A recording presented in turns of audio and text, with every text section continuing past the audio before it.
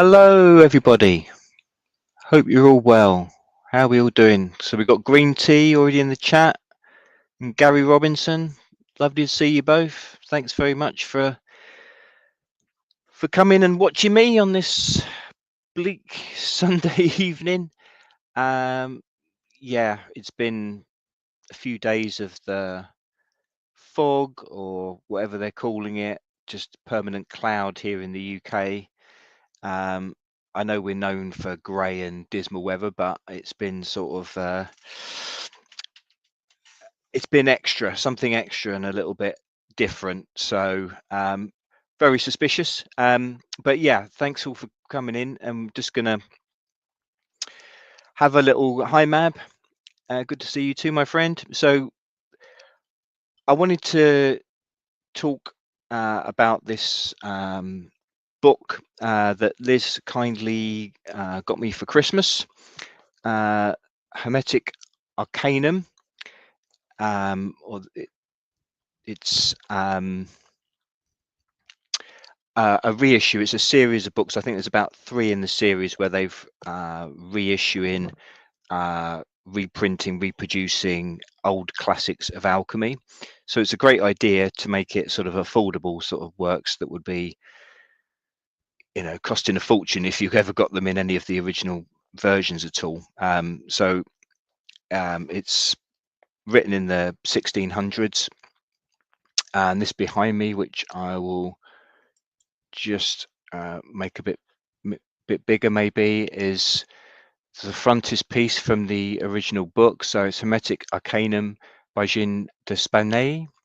I've obviously pronounced that wrong, but so quadricentennial edition. So it was first produced in 1623, so 400 years ago, and that's like I believe the original front piece to the work.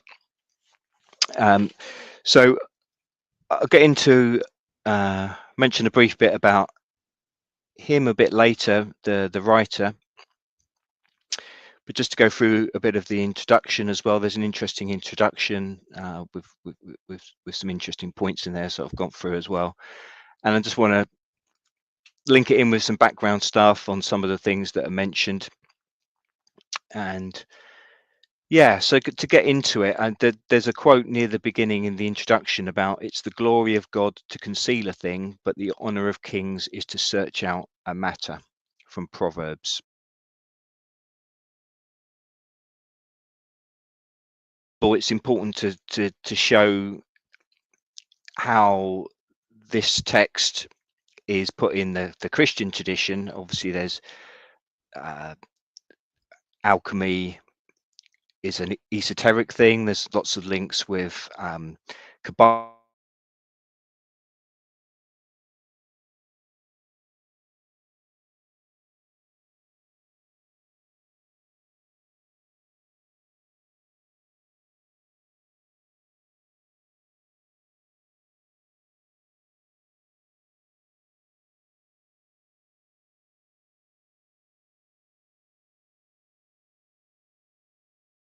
Written, whether that was purely the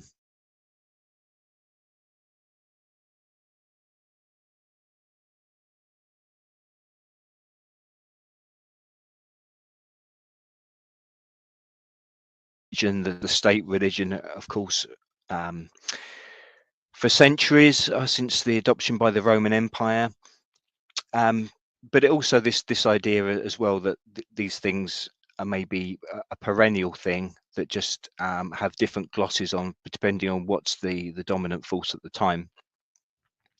But also the idea is important here in terms of the idea of concealing something at the same time as providing the keys for it to be sought out and revealed. It's very much, as is mentioned later, all these texts on alchemy.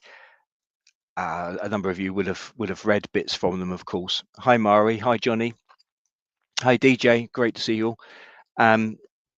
The language is always very metaphorical. It's very descriptive. Well, descriptive in terms of imagery, but not clear, not precise, and not making much sense in many respects.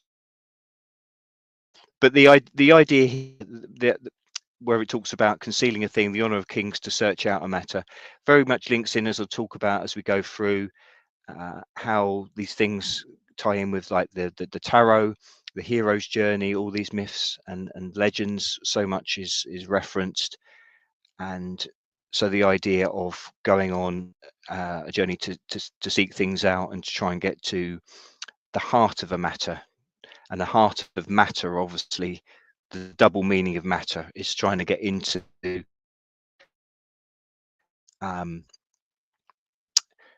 in terms of transmitting or transforming base metals into gold, precious. But there is also so much, like I mentioned, in terms of Christian aspects, but in general, it's about linking it.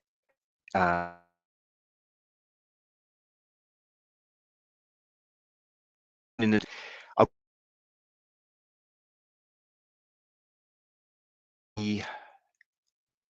if not at least about the spiritual, I think, to me, is the primary objective of alchemy. And perhaps a lot of the problems where we've got to is where there's been a break. The alchemy is so much, hi Linda, so much really at the origins of what we now call science and medicine, which has obviously become dominated by materialism, at least on the surface. And perhaps the split off where the search for transforming base metals, in other words, trying to use science and medicine for their material gain rather than seeking the spiritual essence behind it, and also the benefits, the true benefits for mankind beyond just a material transformation. And maybe that break between those two meanings is world is falling down. So the title Hermetic Arcanum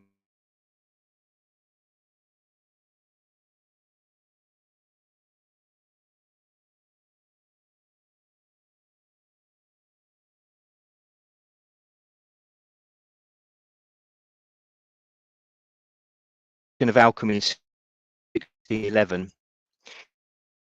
It's the interiors that itself, the unrevealed principle, the undying essence.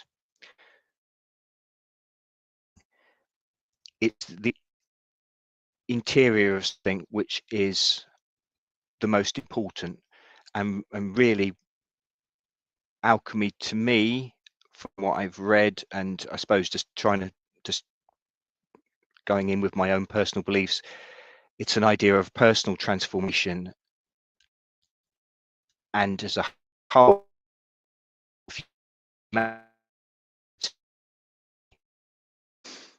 but so it's the idea that a thing, as it can be seen and perceived in its material existence, but there's the unrevealed principle, the undying essence. So that's the arcanum, and that's also really what we should be searching for in all sorts of life.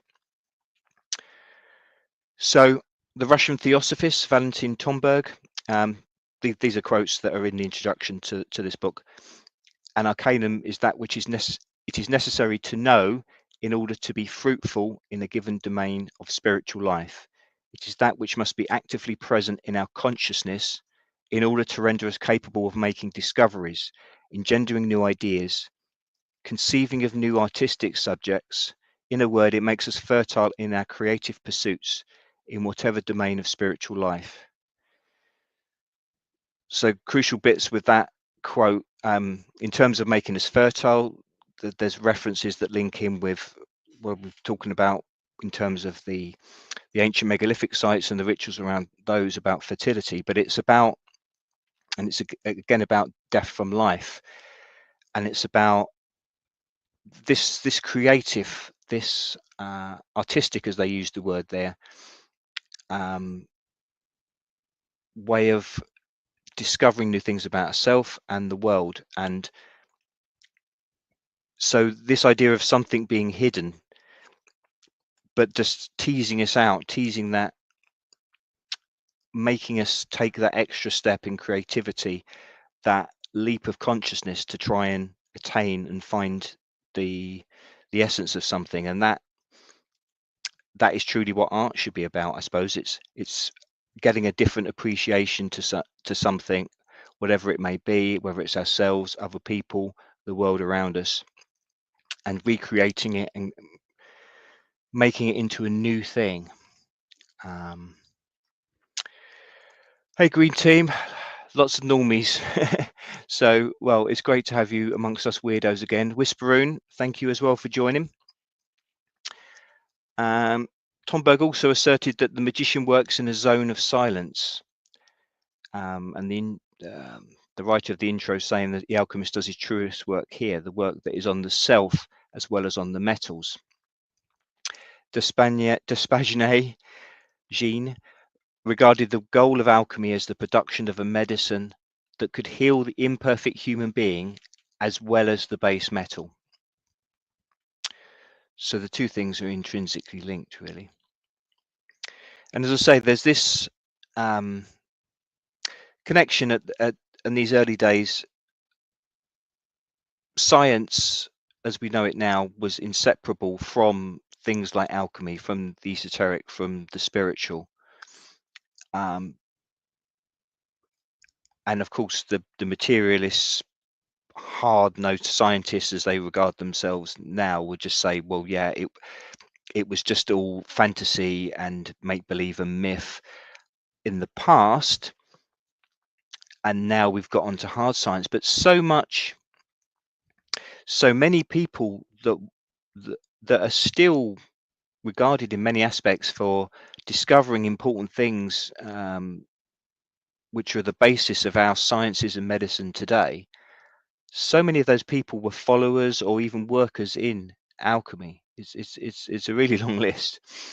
So at the time of this book being written, the words chemistry and alchemy were used interchangeably, as were their Latin equivalents, chemia and alchemia. Etymology tells us alchemy just means the chemistry, keeping the Arabic definite article al attached to the Greek noun chemia. So it really is the basis of our science and medicine is 100% in the esoteric. And as we know, the esoteric just means hidden. So that's, again, ties in with that arcanum. Despaginet also was interested in mathematics. So he was very much, I think, a bit of described as a polymath, had someone like John Dee or other people like Roger Bacon, who were engaged in research into what you'd now call hard sciences, and some of their works, as I say, is still relevant today in terms of pure science. And side by side, they saw no contradiction with working on alchemy. And so there's mention within the text of this 3-stage operation. And of course, the number 3 is so important in many respects. But throughout the text, there's all this use of symbols to describe it. Despaginet does not cover the black work of putrefaction, in which the first matter is gathered, prepared, and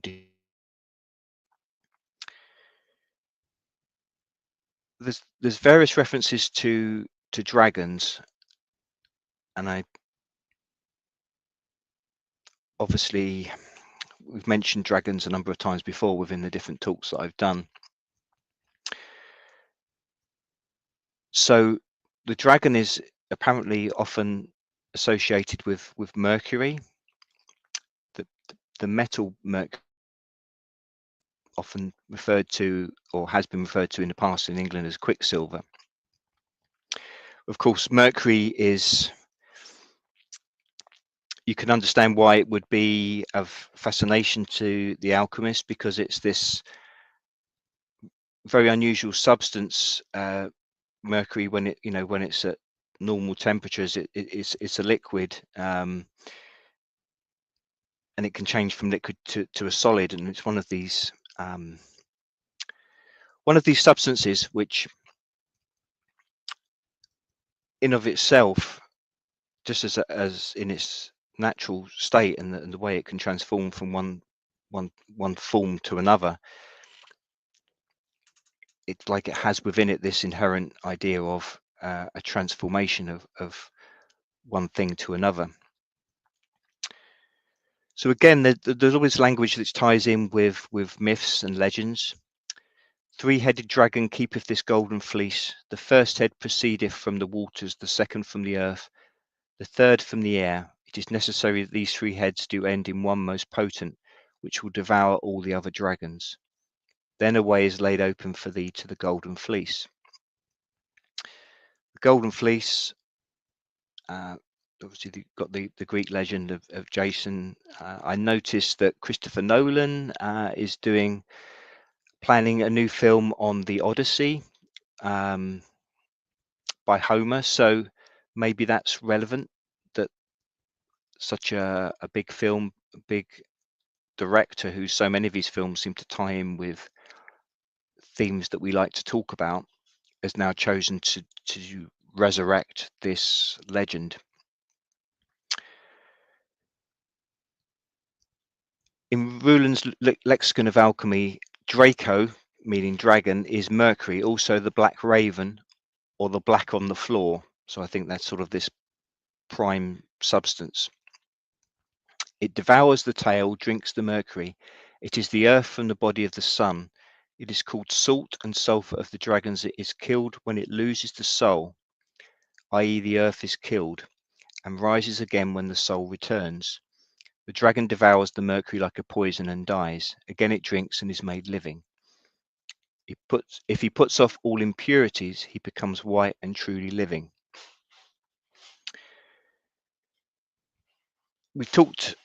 I've talked before about these bases in legends from thousands of years ago, and again going back to all these ancient sites, the long barrows, the cairns. So much of it is about death, but also resurrection, and the resurrection of the king or the hero. And again, that taps in with this idea of some essence within us being reborn again, so the self being reborn, resurrected. I think, like all of these things, I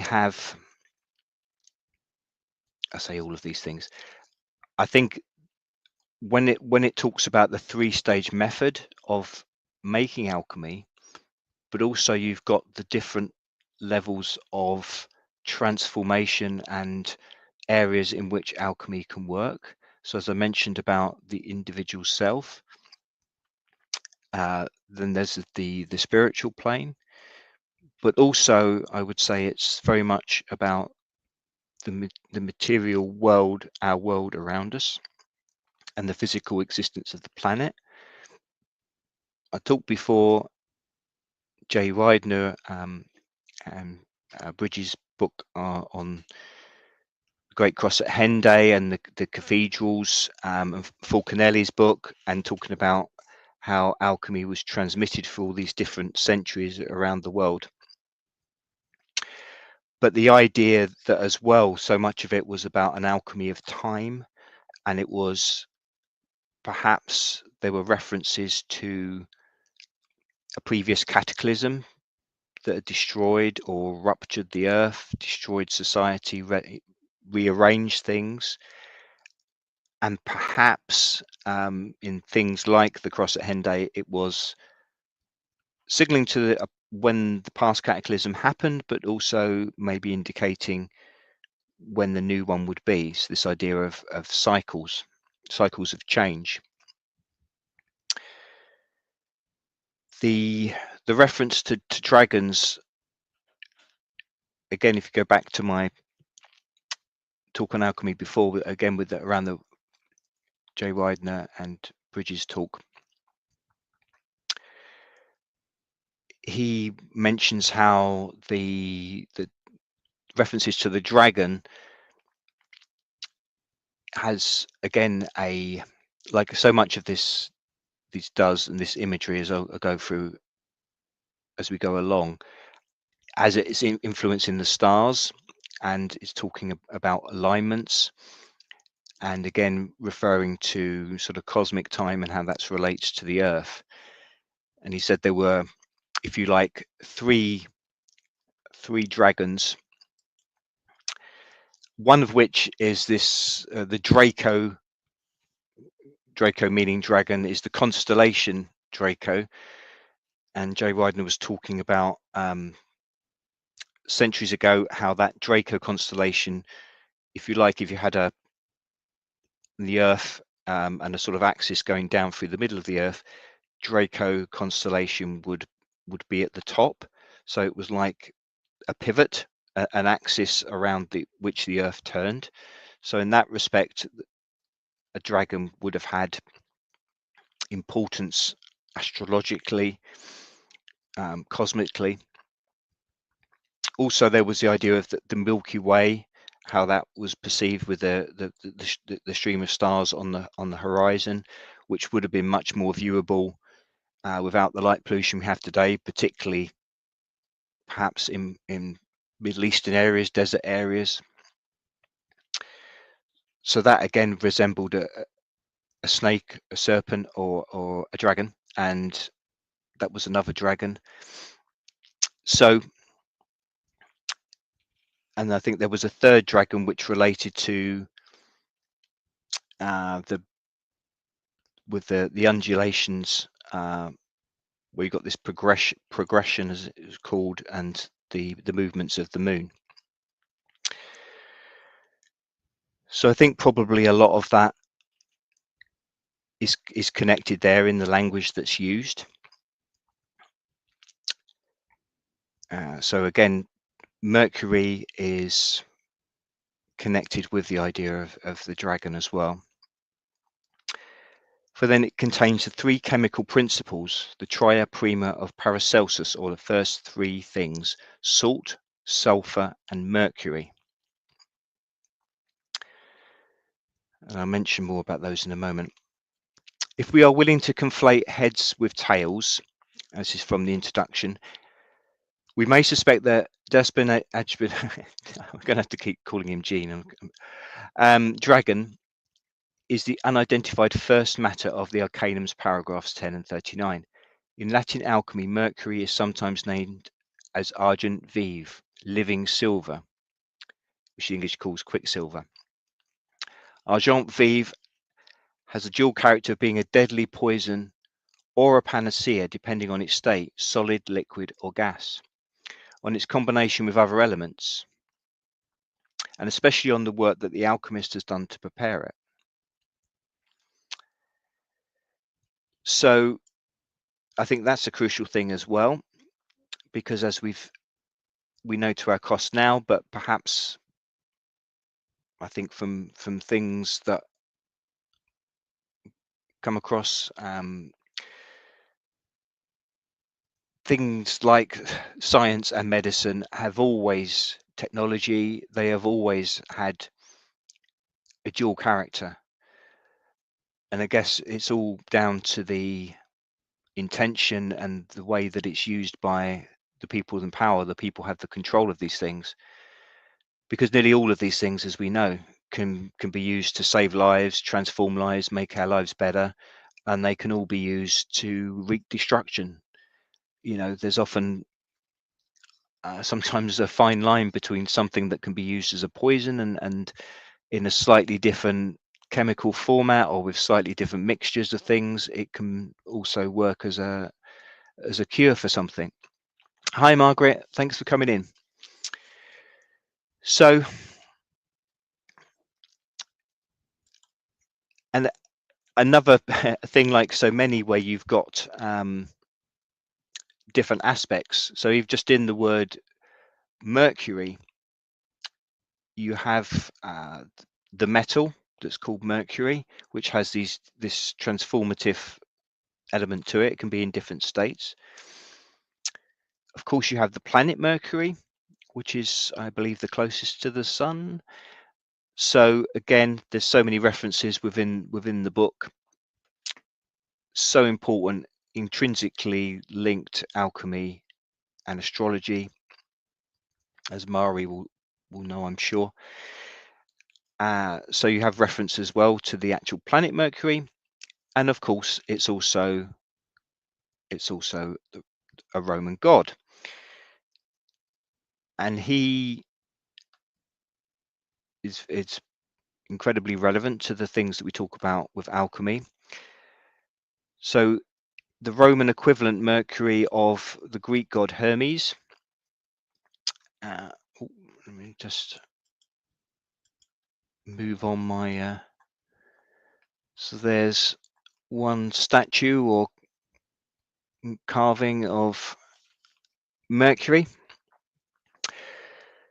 So he's often portrayed with winged shoes and a winged hat and carrying the caduceus, a herald staff with two entwined snakes that was Apollo's gift to Hermes. So then we've got the serpent around the stake, so around possibly an axis or something like that, often accompanied by a rooster, herald of the new day, a ram or a goat, which symbolizes fertility, and also a tortoise, referring to Mercury's legendary invention of the lyre from a tortoiseshell. Now, this will link up, as I was saying, the book that I'm composing from the research on the different talks. Number of references in Andrew Collins' work to the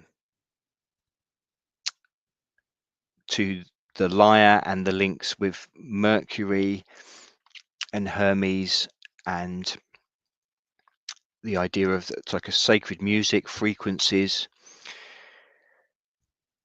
Mercury and Hermes were god of messages, eloquence, and of trade, particularly of the grain trade. I suppose that interesting, the grain trade, because so much about how the introduction of grain and however that was introduced around the Middle East, Turkey and that area as it is now, was so important to the formation of new societies, new civilizations.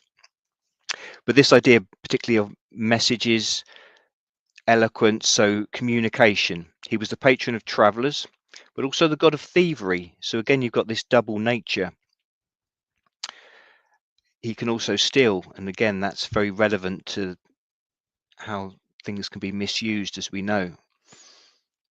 Considered a god of abundance and commercial success. So trade, abundance, commercial success, but also thievery. So that's got a lot of relevance for our current time, but probably always for those that were in power. And he was also, like Hermes, the Roman psychopomp. So he led newly deceased souls to the afterlife. Additionally, Ovid wrote that Mercury carried Morpheus's dreams from the Valley of Somnus to sleeping humans. So I think there's so many important interlinking points there. So he's also linked with the underworld, and I'm talking about the importance of death to life, rejuvenation, regeneration, and so he was one of the most popular Roman gods, but also is very popular, or forms of Mercury and how they got linked in with the tribes of other parts of Europe that were conquered. He was very popular, and Mercury became linked in with other deities. So he became important for linking with gods of Celtic and Germanic tribes. The Romans just interpreted them as local manifestations of their own gods. So Julius Caesar wrote of Mercury being the most popular god in Britain and Gaul, regarded as the inventor of all the arts. So you can see why he's of great importance to alchemy, because it's about creativity and about transformation, which presumably is why the name was given maybe to that metal. Mercury was equated with the Celtic god Lugus, and in this aspect was commonly accompanied by the Celtic goddess Rosmerta. Although Lugus may originally have been a deity of light or the sun, similar to the Roman Apollo, his importance as a god of trade made him more comparable to Mercury. And also the Romans associated Mercury with the Germanic god Wotan. So that's basically Odin, so the king of the gods in the Germanic and Norse traditions. The 1st century Roman writer Tacitus identifies him as the chief god of the Germanic peoples. This association of Mercury and Wotan is seen in the English language day name Wednesday and the French Mercredi. So I think we've got the idea of death, of transformation, regeneration, rejuvenation, communication, but also trade and abundance, commercial success. And there's language within the text of alchemy about multiplication, about increasing something, if you like, from within to making it greater than itself. So all these things are embodied with the god Mercury. And as Mari's mentioned in the chat, another equivalent deity embodying the same traits or representing the same traits was the Egyptian god of Thoth.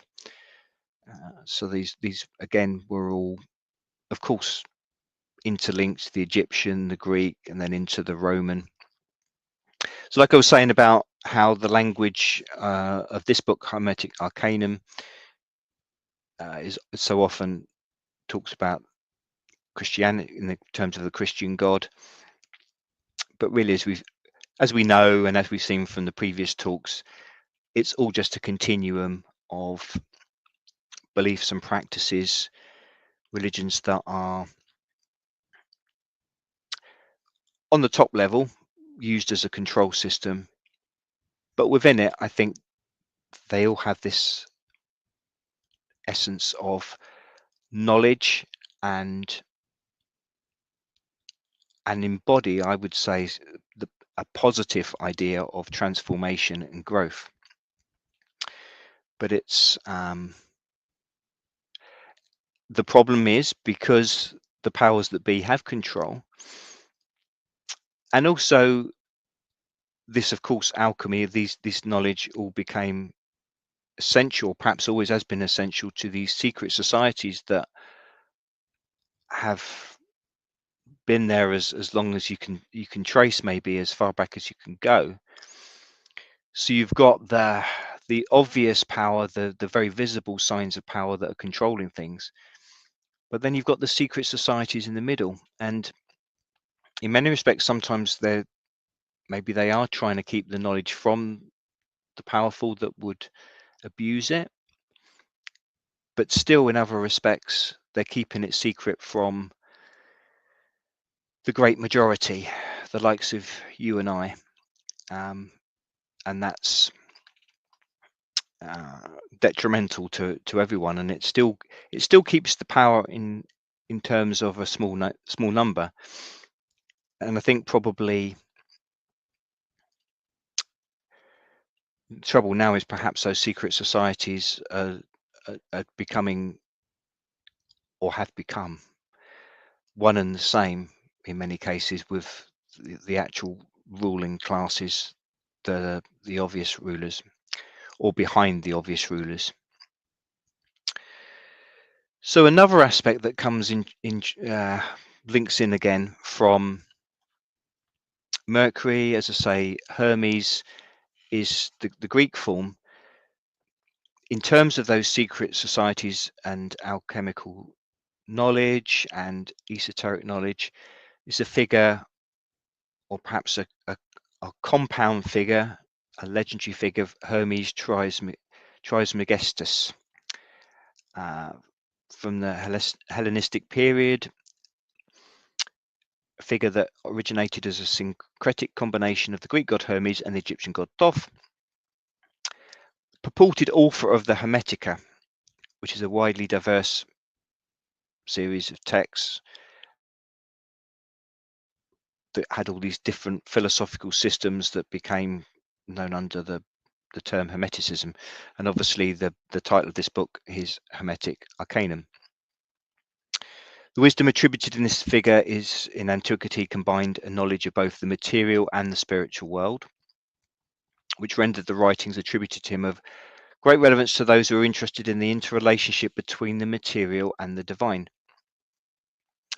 The figure of Hermes Trismegistus can also be found in both Muslim and Baha'i writings. In those traditions, he's been associated with the prophet Idris, which is the biblical Enoch, which is interesting to obviously the Enochian texts, very important to the Gnostics, which apparently were, if you like, parallel at this time to the followers of Hermeticism. But maybe there's some overlapping principles there.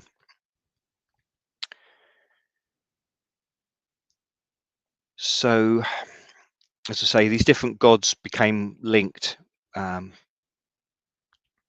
The sharing of knowledge between Greeks, Romans, or Romans came later, I guess, and they nicked a lot of things, but maybe they were, again, being influenced from inside by the more ancient, the Egyptian, the Greek. And there was, at various times, the link was made between this figure, Hermes Trismegistus, with actual real-life figures who were learned people, learned in medicine, science, and they were all linked together. So, apologies as I flick through my notes. Hope we're all doing well.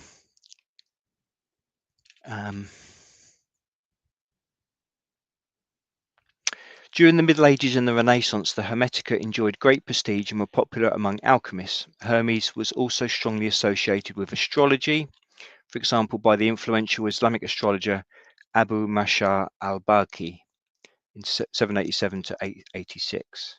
The Hermetic tradition consequently refers to alchemy, magic, astrology, and related subjects.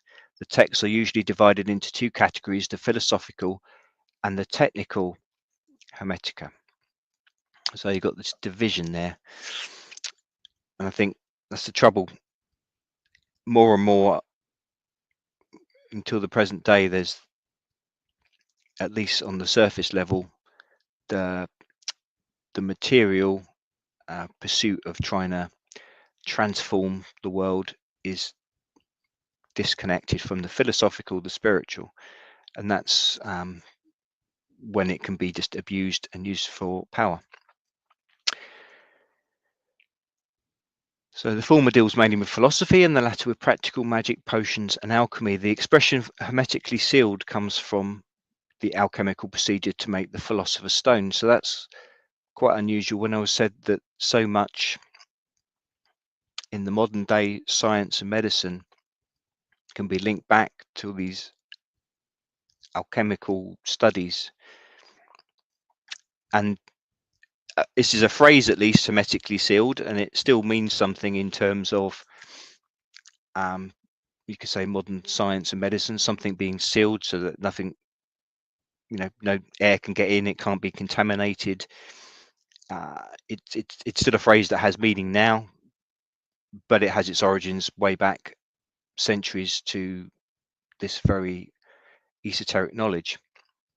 This required a mixture of materials to be placed in a glass vessel, which was sealed by fusing the neck closed, a procedure known as the seal of Hermes. The vessel was then heated for 30 to 40 days.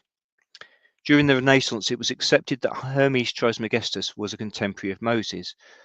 So again, different layers, different times. When Christianity was the dominant religion, it became that he was a contemporary of Moses, whereas in other times he was linked with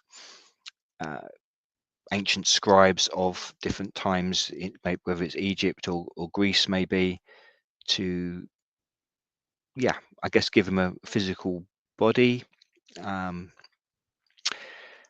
However, after Isaac Casaubon's demonstration in 1614 that the Hermetic writings must post-date the advent of Christianity, the whole of Renaissance Hermeticism collapsed. As to their actual authorship, they were certainly not written in remotest antiquity by an all-wise Egyptian priest, as the Renaissance believed, but by various unknown authors, all probably Greeks, and they contain popular Greek philosophy of the period, a mixture of Platonism and Stoicism, combined with some Jewish and probably some Persian influences. The French figurist Jesuit missionary to China, Joachim Beauvais, thought that Hermes Trismegistus, Zoroaster, and the Chinese cultural hero Fuxi were actually the biblical patriarch Enoch. So it's another link to interesting to Enoch. But so, sort of going on with the text of the book, alchemists usually wrote to reveal and to conceal. So it's a double nature, to show their practice to others who had learned the art while hiding them from undeserving aspirants. So it's this idea of secret knowledge. There was actually a YouTube video that Liz was watching the other day. I only caught a little bit myself, but Jay Widener was on it with someone else's channel. I think it was called Conspiracy ! But Jay Widener, he was talking about free energy, and he was saying, I think he thought that people had already, modern inventors had already come up with things of free energy, and he was just saying, just put it out there, don't try and sell it to corporations or let them buy it off you, however rich they might make you, because then they'll just have the power to, well, either use it themselves to make them more richer and more powerful, or they can keep it hidden away because they want to just allow their conventional things that they have to still rule the roost. And he was saying, if you just patent it but just put it out there for free, you'd still end up becoming rich, but it would mean that everyone could have access to it.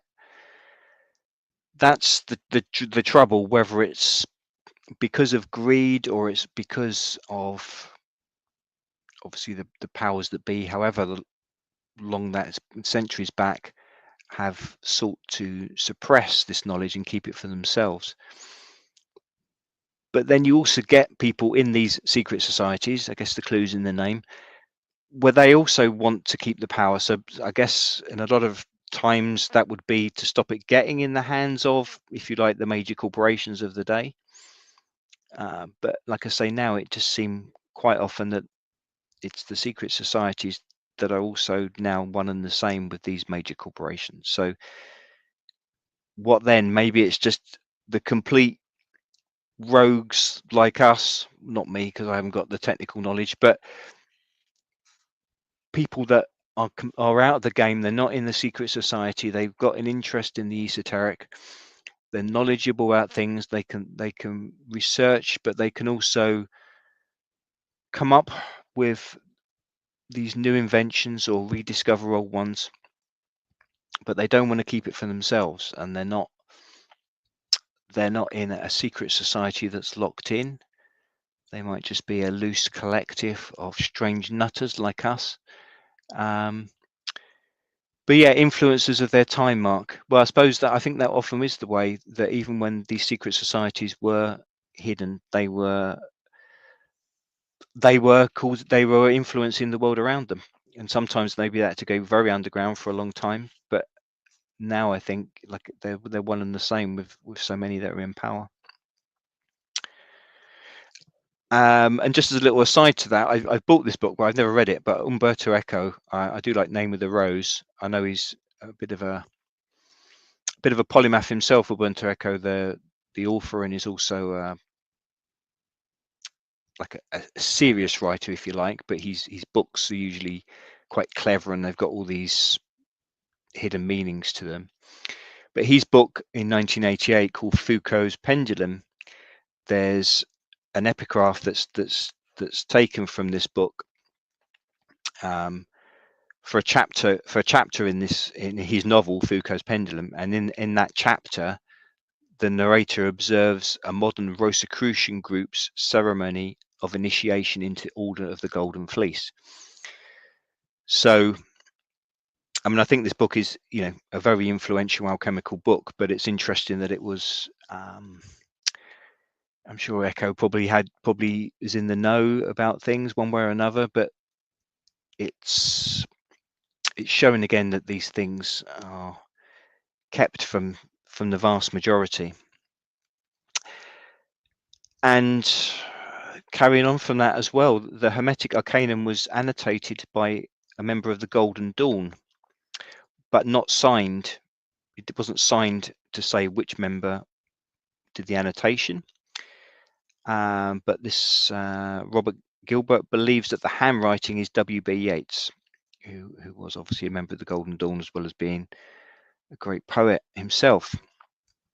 Among copies of 8 Hermetic and alchemical editions between 1893 to 96,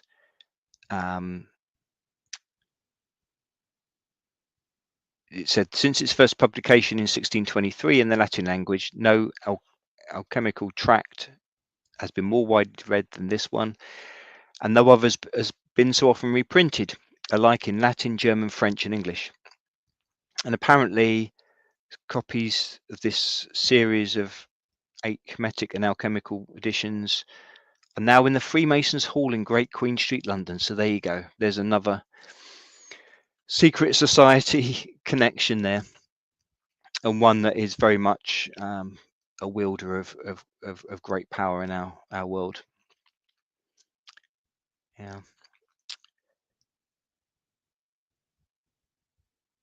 Yeah, quite right, Pete. Whispering, you've got to give it away if someone's got the ability that they created something like that can have such a difference to the world, to people. And as Mari says, the problem was the dogma of the religious fashion of the time. This was thinking outside the box. And Linda, yeah, the secret's out of the bag. Tribes can see them. The secret is out of the bag for those willing to see. So this, the author, Jean, regarded alchemy as a work on the self as well as on metals and other natural substances.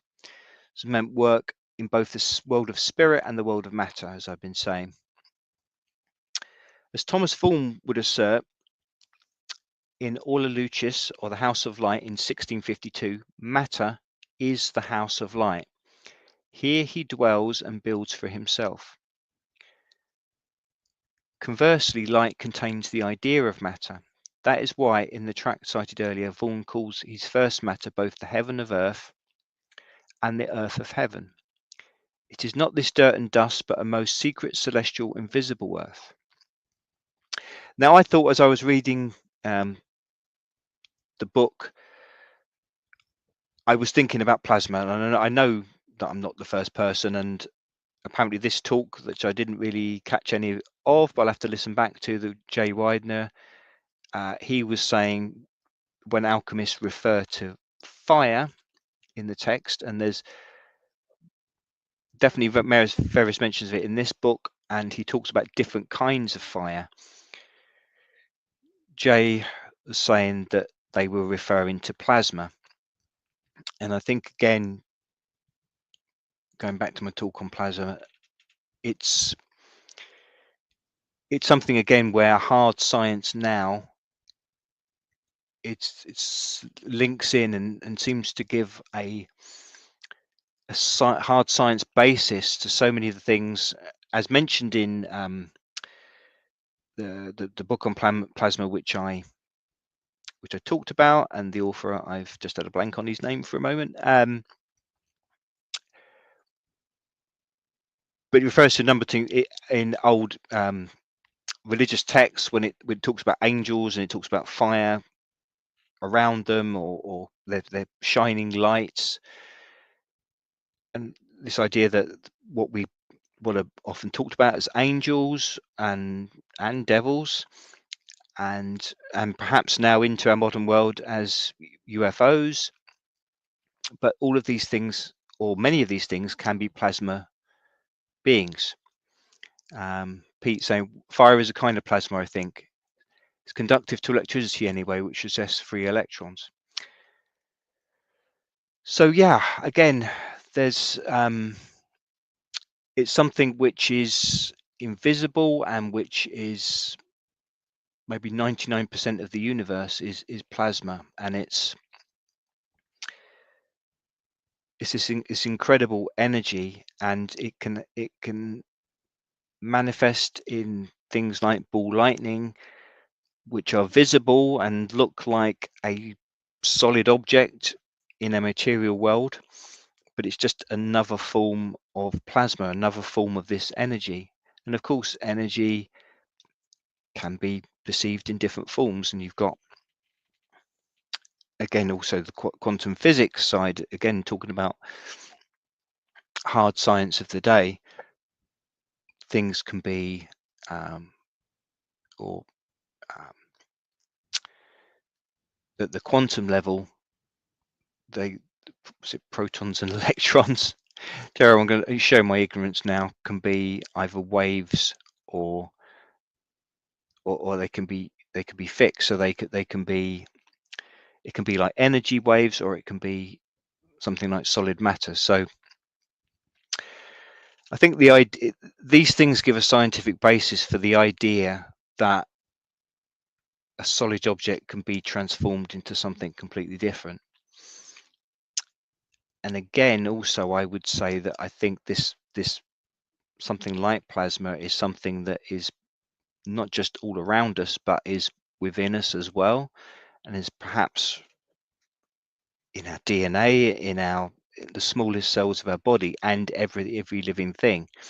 So this, when alchemists talk about fire and they talk about light and they talk about light from the sun, and let's face it, the sun does connect, and it transforms life. The effect of the sun's rays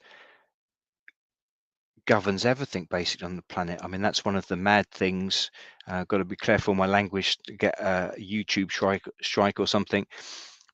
But when you read supposedly scientific websites about the climate changing, and I remember reading some website, God knows, but it was talking about this being a particularly active time for the sun, which it is, lots of solar activity with flares and going into all this, and some effects that it might have. But then it sort of said, oh, but thankfully it can't affect climate change. And it's like, hey, the biggest, the thing in the solar system that I mean, how can you say that doesn't affect climate, but some gas, man-made CO2, that's a tiniest fraction of the atmosphere, that can change it, that can completely change it and make disasters happen, but the sun can't.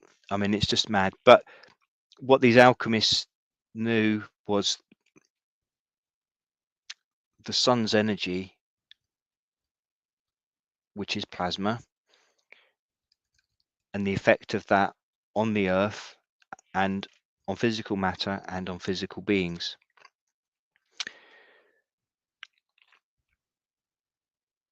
So I'll mention a bit later on as well, John Dee, on another talk,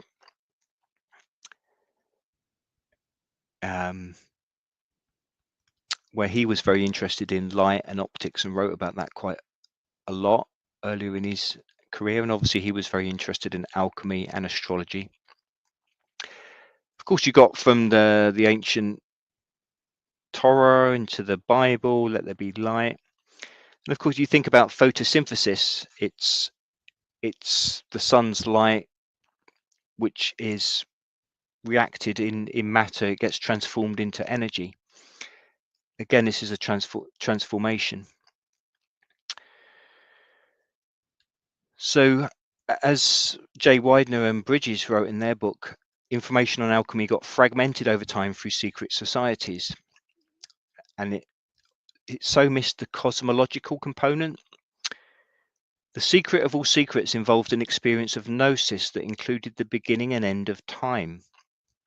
It's this revelation, this transformative insight, that is demonstrated in the act of transmutation. So if we go, actually, well, we've been about an hour in, and I'm actually sort of getting to the text itself. So Jean talks about keeping knowledge away from vulgar sorts by their tropes and dark expressions. It says people who don't understand it are often angry and accuse those who can of falsehood. They rashly condemn what they know not. And this sounds familiar, doesn't it? The idea that people just blasé, just criticize and destroy someone when they just because they don't actually understand something. The text begins with an admonition about fearing God, fear of the Lord. So again, it's very much in a religious Christian context in that text, and it was all about being fearful of God, the power of God. But some would say,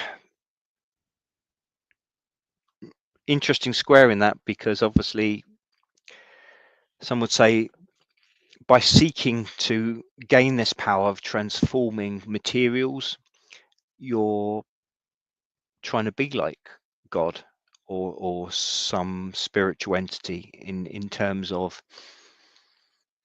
being able to transform the world. And perhaps for some sort of Puritan types, that would be against the rule of God. The practice thereof is conversant with finding the principles of metals by analysis, and after they've been made much more perfect, to conjoin them otherwise than they have been before, that from thence may result a Catholic medicine most powerful to perfect imperfect metals, and for restoring sick and decayed bodies of any sort soever. Like I say, you're talking really about the maybe not the origins, because I know it's been going on for centuries, but these are the principles really of science and medicine today, I would say, in many respects, and technology, the things that our world was built from. Rachel, the plasma goes into the earth from the solar flares, then comes out as earthquakes and volcanoes. Indeed, it's a bigger cycle connecting us to the cosmos. I learned that from listening to Dutch Since the Earthquake forecast on YouTube. Thank you very much, Rachel. Yeah, it's fascinating, and absolutely, it affects all these things. And then, of course, volcanoes. One of my colleagues on Megalithomania tour around us in Hawaii at the moment, seen a volcanic eruption there, which must have been amazing. I saw some volcanic eruptions when I was doing my traveling. Just the most unbelievable sight and experience, but obviously terribly destructive and damaging for people living around it. But the effect that has on, carbon dioxide in the atmosphere, all the ash, again, that's incredibly transformative to the planet. So as you say, Rachel, it's a cycle, and ignoring or dismissing particularly the sun, but all of the planets, all the heavenly bodies, shall we say, and their influence on the world and on us is just the height of ignorance. And just as an interesting aside, of course, I noticed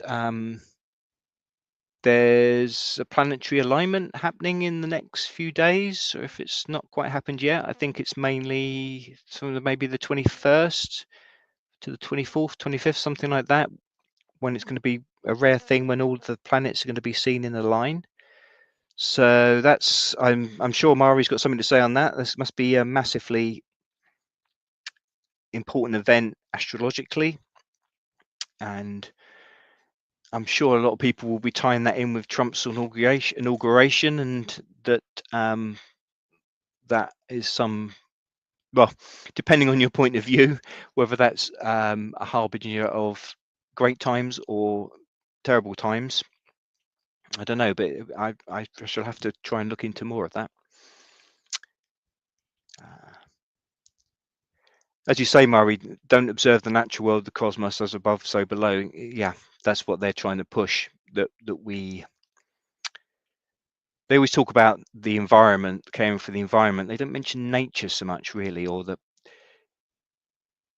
So much of what they do, as we know, is antithetical to nature, and it's like, oh yeah, there's a climate emergency, but we're going to chop down all these trees to build a supermarket or whatever it may be. But it's just counterintuitive, whatever they're doing.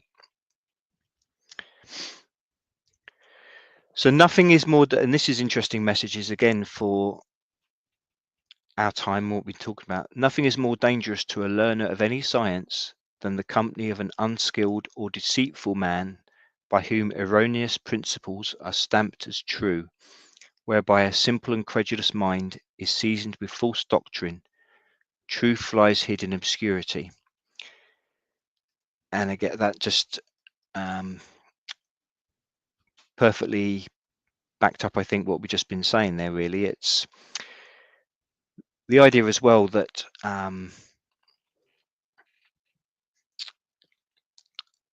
the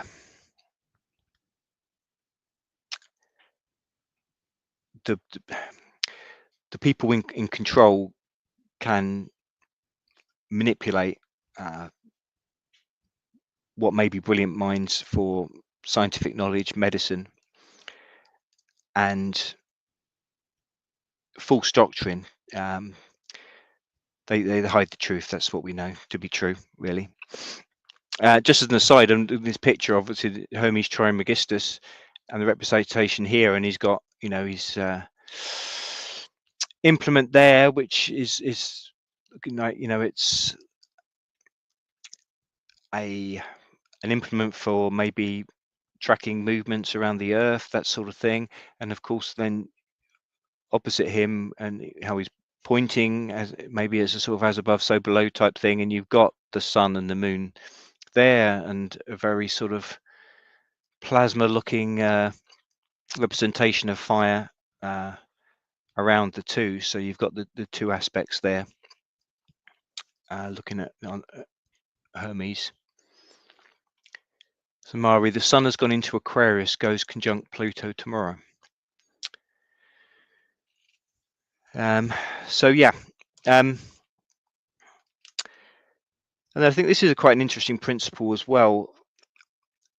I remember on the Mind Unveiled video, I think he mentioned this. I think he probably looked at this text among others when he was doing his analysis. For from metals, the metals are to be derived, even as from mankind, and from an ox only is that species to be obtained. So it's saying that to have more metals, if you like, it's got to come from the thing itself, and more of mankind must come from man.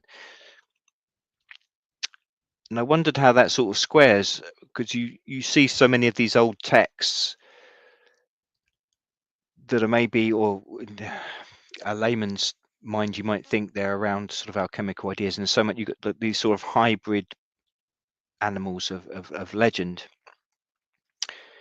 So that seems a corruption of this idea, because it's saying from an ox only can you produce an ox. So it's against hybridization, I suppose, in that respect. So maybe that's another contradiction, but I think to me, and I read the Roger Bacon, who was another one of these founders of science, but was also a spiritual person, was also interested in alchemy. He talked about light from from the sun, but talked about that in terms of species. But in terms of the energy of the light, I think reproducing or producing more energy, I guess. But to me, it's saying that you must get more from within. So it's not a case of splicing two things together of a completely different nature. It's making the intrinsic more abundant. So it's bringing something out from inside and making it greater. Metals, we must confess, cannot be multiplied by the instinct and labor of nature only, yet we may affirm that the multiplying virtue is hid in their depths and manifested itself by the help of art. For in this work nature standeth in need of the aid of art, and both doth perfect the whole. So it's the idea that it needs the art of humanity to create from nature, to create from the base matter, to make it into something greater. And I guess that's, if you like, the basis of civilization, how we made things from the base materials that we have and created it into something else. But then you could say another view. I know Peter Knight talking on your video, Pete, when he was in the Holy Man's Cave and talking about the stone circles and megaliths, and saying although he admires them in many ways, was it also the start of this idea of the man building the world, building the landscape, but doing what they want with it, to an idea of reconstructing nature, and that basically from that idea came to where we are now, in terms of destroying nature. That certainly is where we've got to now, but I would disagree with Peter Knight in terms of he sort of very much buys into the establishment view of climate change, and there's 100% pollution and all those sort of things, but again, which are definitely part of the science and technology, the construction of our modern civilization. But again, I would say it's because it's been abused really by these few people in power, but they're not addressing the real things that are causing this destruction. They're doing all these side issues to distract from what is the real reason. But this idea of art creating and the necessity of humans creating to make the natural world, to make it greater. Blake also talked about, he's very much was the idea that nature didn't have an existence, or it was a bit of a flat existence, and unless there was a man to observe it, if you like, and to do something with it. And I don't know if I quite agree with that. Well, I think it's a two-way thing. Like I say, everything is linked, and I certainly think what art, in the most broadest terms, should be about is creating with the world. And sometimes that does need a little bit of, destruction, in that you might need to chop a tree down to make somewhere to live, type thing. So I suppose it is a delicate balance often. But this idea of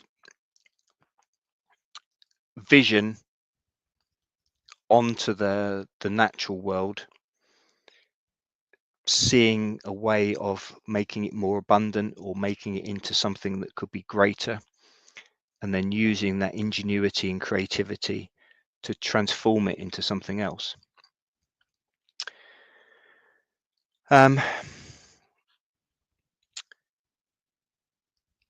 Maury's getting very technical.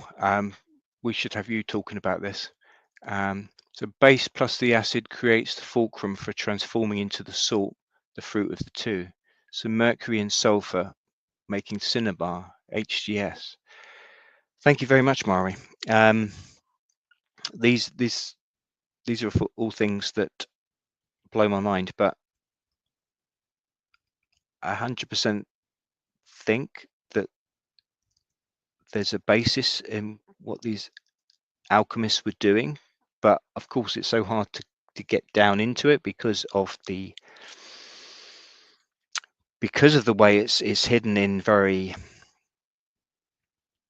well, it's hidden with imagery, and it's difficult to get to the bottom of it. But so I guess for me, in my sort of creative writing, my sort of loving of the imagination, so I would, for me, it resonates more in terms of this spiritual and creative sense of transforming the self and transforming the world.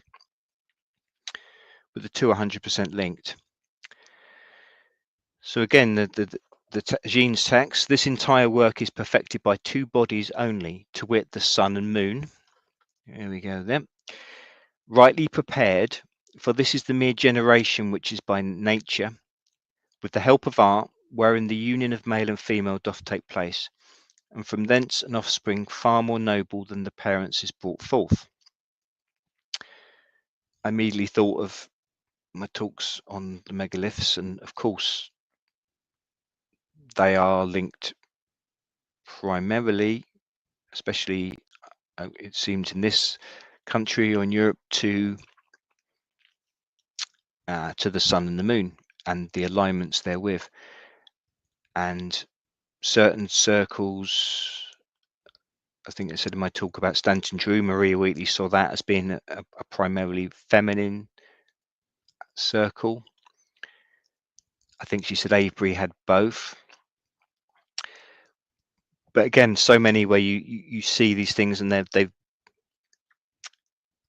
been developed into our modern world, where you have, you know, a phallic symbol and a more feminine symbol, and it's about fertility and the one interacting with the other. So again, about fertility and about life coming from death, when so many of the other aspects are around the underworld. And we've talked about the solstice and the effect there, the winter solstice, of this death of nature, if you like, and for a rebirth. But I think again with this text, when he talks about the sun and moon, that can also be referring to material objects that are part of the process, and it can be light language, if you want to call it, for other things as well. So that's the difficulties you have putting it down. But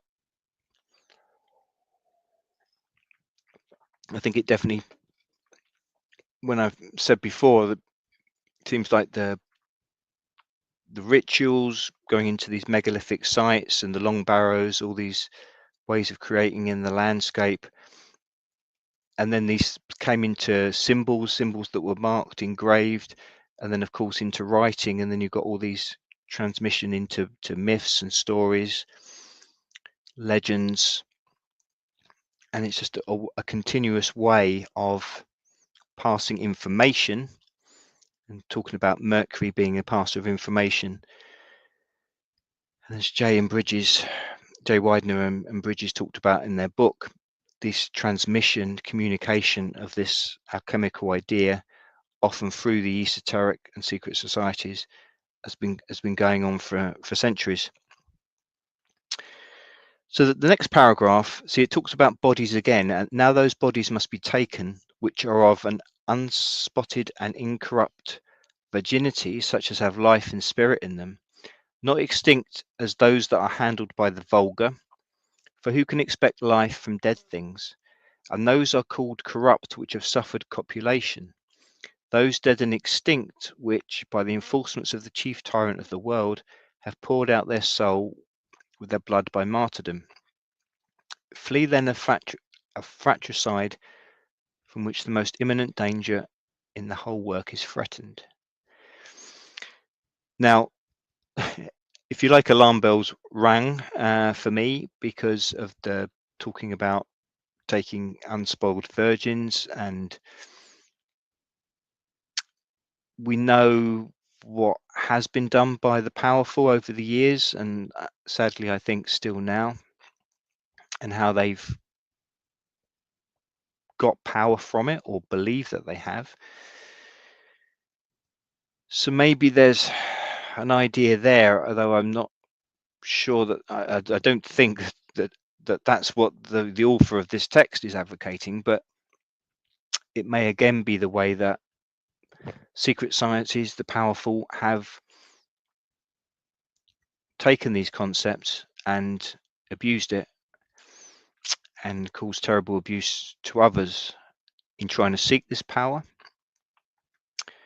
But I wonder as well, again, in the text, because this is, say, the next paragraph when it talked about the bodies of the sun and moon. So is there also something again around timing? So J. Widener talking about timing is the missed element in many people's minds when they talk about alchemy. They don't think of it in relation to time, but especially with lots of references to the heavenly bodies within the text. Are these again referring, and as it links in with astrology, but the places of the planets, the sun, the moon, and how that relates to time? Because I was thinking, when it talks about virginity and being unspoiled, could that be the new moon? And also the idea of the sun, it's when it's coming back as now, or just the like the 25th of December when it's rising again from the deepest point of winter solstice. So it's like those bodies are in their, you could say, their unspoiled virginal state as it looks in the sky when they're being seen again for the first time. So were these references to particular times of the year, times when it's a new moon, when it's the sun just coming up after solstice or something like that, or even the dawn, just on a daily basis? But is it, I guess that's also the trouble of texts being shrouded in ambiguity. They can be misinterpreted, and they can be made to fit all different views and give or people perceive them as giving them authority to do terrible things. So oh no. So well, that was good. I almost thought I destroyed something there, but hopefully you can still hear me. I pressed the button, but everything I think is still working. Astrological time for success, Murray. Well, this is very exciting. So, let's hope so. There's so much obviously that's been talked about in terms of this has talked about the yugas and about going into a different yuga, which is a more positive one, and of course there's things like Age of Aquarius and all these astrological timings. So I really hope so. And a lot's been said that maybe the particular pace with what the powers that shouldn't be are doing things at the moment is because they know that we're going into this different age, and perhaps the greater realization of people is being they're worried about that. So let's hope with that. Let's just keep with the positive. So to continue with the text, the sun is masculine, for as much as he sendeth forth active and informing seed. I was talking there about the energy with the plasma. The moon is feminine, and she is called the matrix and vessel of nature, because she receiveth the seed of the male in her womb, and fostereth it by her monthly provision. Yet doth it not altogether want its active virtue. For first of all, being ravished with love, she climbs up onto the male, until she have wrested from him the utmost delights of Venus, the fruitful seed. Nor doth she desist from her embraces, till that being great with child, she slips gently away. Now, I wonder again, when I was talking about timings, is this again something about when it's talking about the moon being full of seed? It's when there's a full moon, and then after the full moon, it goes away and is dark before going into the new moon. So I wondered if there might be one element of it. Obviously, it's clearly and very much in keeping with so much of what we see at the megalithic sites and what people have worked out and believe are a lot of the ritual practices there. It's so much of that is around the idea of the sun being masculine, the moon being feminine, and this idea of fertility and impregnation between one and the other. In older societies, Rachel, that's interesting. The Australian Aborigines, for instance, the sun is feminine and the moon masculine. Well, that's very interesting. I suppose as long as you have a duality of some sort, the idea that one must there must be a joining of the two. But that is interesting to consider.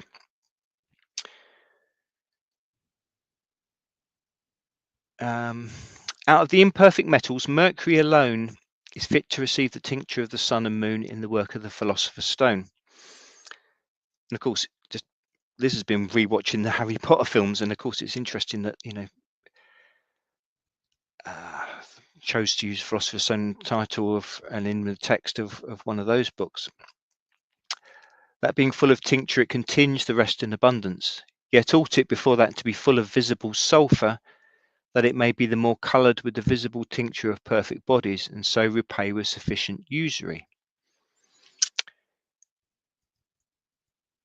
Gold is the most perfect elemental body in nature, from strong and inseparable union of pure colouring sulphur with mercury, both of them being admirably predisposed thereunto by nature, whose true separation nature denieth unto art. But if any liquor remaining to be extracted by the violence of fire or waters from the sun, it is to be reputed a part of the body made liquid or dissolved by force. For the tincture followeth its body, and is never separated from it. That is a delusion of this art which is unknown to many artificers themselves. Very difficult for me to sort of piece that back. I think gold often is seen as in sort of an earth-based material level, seen as being like something a part of the sun.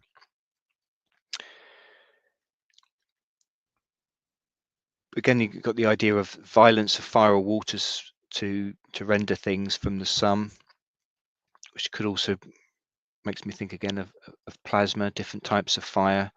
So waters from the sun. So that's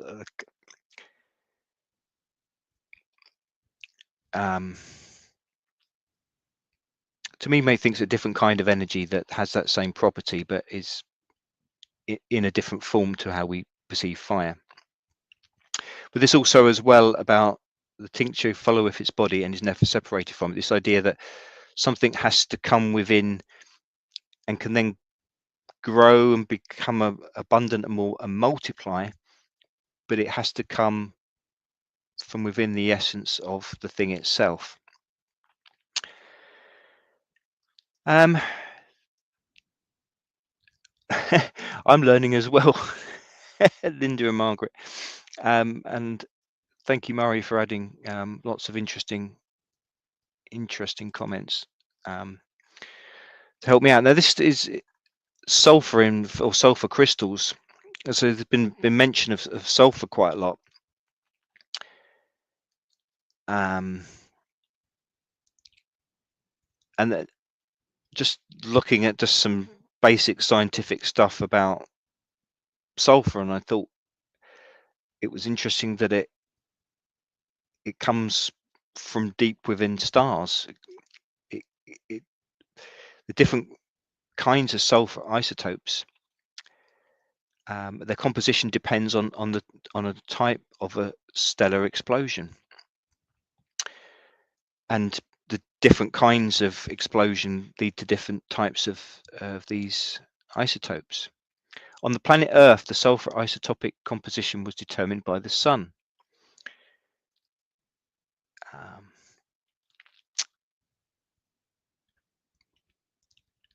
I won't just go through all this, but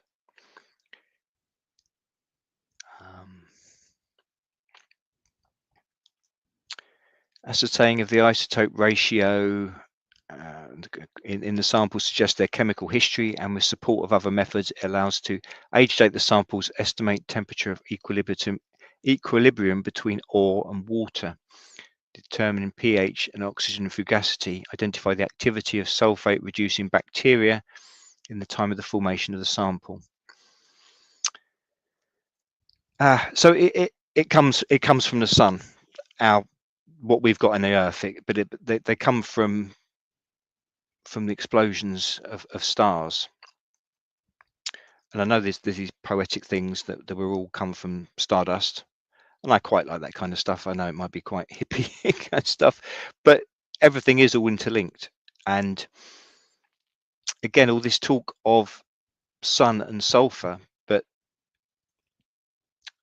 you know, these ancient texts, I don't think they probably would have known that, or not as far as modern science would say that they were aware of this, but the link somehow, and perhaps connected to, Rachel mentioned volcanoes before, and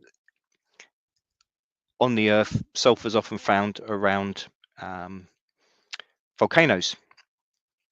So maybe it was that link which drew them to link it with having properties connected with the energy of the sun. And even now there's sulfur extraction that goes on around volcanoes in many parts of the world. So this particular isotope of sulfur is created inside massive stars at depth where their temperature exceeds 2 zillions by the fusion of one nucleus of silicon plus one nucleus of helium. So I mean, in the mind-bending, incredible nature of the universe, these transformations are going on all the time. You know, as I said at the beginning, alchemy, chemistry, they're interchangeable, and it's there is this constant reaction within the universe of all these different elements at whatever level, and at so many different levels at the same time, whether it's quantum and up to these different chemical compounds, gases, and they transform, and they go from gases to solid crystals, and they become liquids, and they contain the building blocks of life, and it is all interlinked, and it is as above so below, because it's comes from stars, and then it comes to the planet, and it produces life on the surface of the planet. So all these things are essential truths.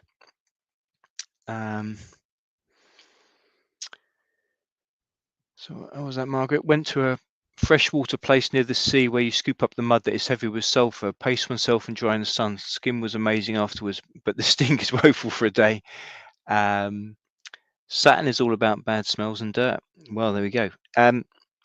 So yeah, and that's often the thing. As well, I suppose it may smell bad, but it's got healthy properties. And again, so many of these ancient cures things that they, again, the powers that be are trying to stamp out with all their restrictions and banning of whether it's natural medicines or natural foods. Again, it's what we were talking about before. It's all about suppressing what's natural. But then so often, like I think Liz might have mentioned when she's had a problem recently with her back, and they were had this solution, and they were saying, "Oh, it's really exciting. This is really new, and it's really good for treating wounds, and it's made with seaweed." And it's like, but this was like, "Oh, this is a great breakthrough," and it's obviously been made by some pharmaceutical company, and they've added all sorts of things to it, and then patented it and put it out. Oh, this great new miracle solution. But it's made with seaweed, and that would have been something that ancient peoples would have used for millennia in different areas to help heal different things. It's one of those sort of things where it's like when it's the powers that shouldn't be and their manipulation of science and medicine. It's like things that are timeless and natural are actually feared or frowned upon or just dismissed, and it's only when they can be used and transformed and put a patent label on it, money made from it, power gained from it, it can be manipulated and controlled, then it's okay, then it's great, then it's a breakthrough, it's a scientific isn't science amazing? But it was there centuries before, and it was in this essence. Margaret, seaweed baths are amazing, have a go when you're in the west of Ireland. Well, I am indeed heading that way, as was mentioned before, in May. So sad if we can't see you, Margaret, but well, maybe we need to try a seaweed bath. I'm going to have to try and book that in. We're going to Limerick. Can we get somewhere with seaweed baths in Limerick? It's not on the coast, is it? It's not far away. We'll work it out. So sulfur is the fifth most common element by mass in the Earth. Elemental sulfur can be found near hot springs, volcanic regions, as Margaret was saying. In many parts of the world, especially along the Pacific Ring of Fire, such volcanic deposits are mined in Indonesia, Chile, and Japan.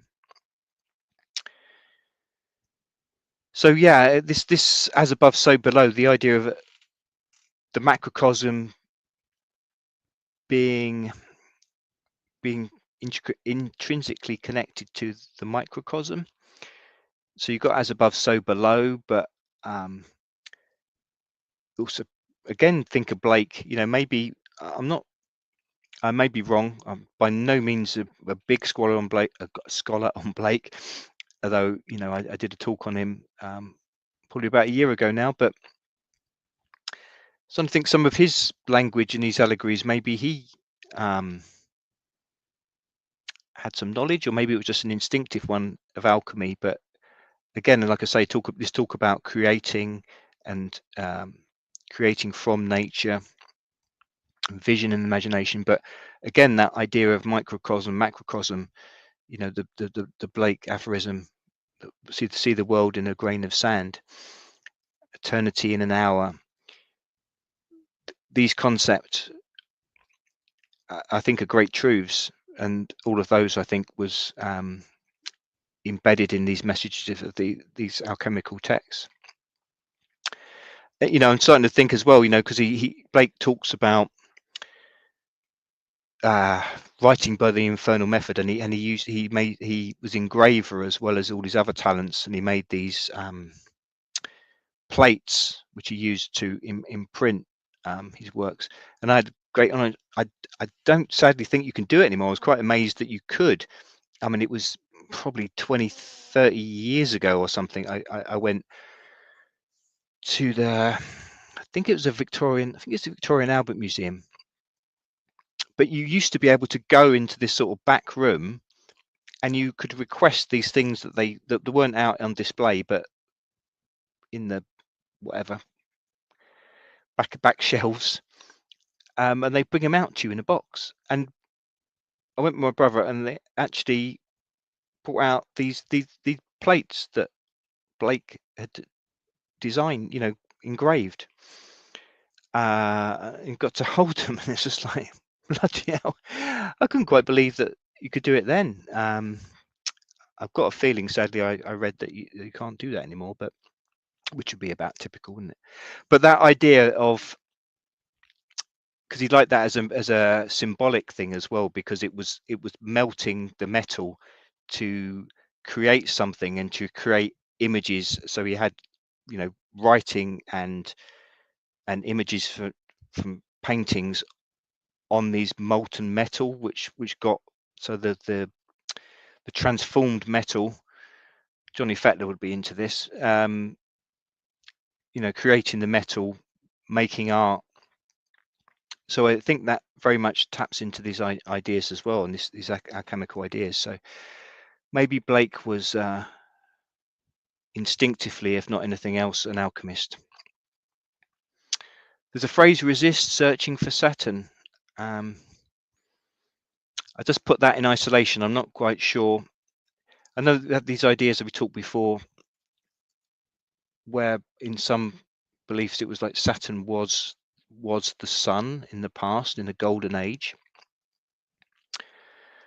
But of course, then I know there's all this idea of Saturn being, if you like, the bad ruler, the black sun, in a number of belief systems.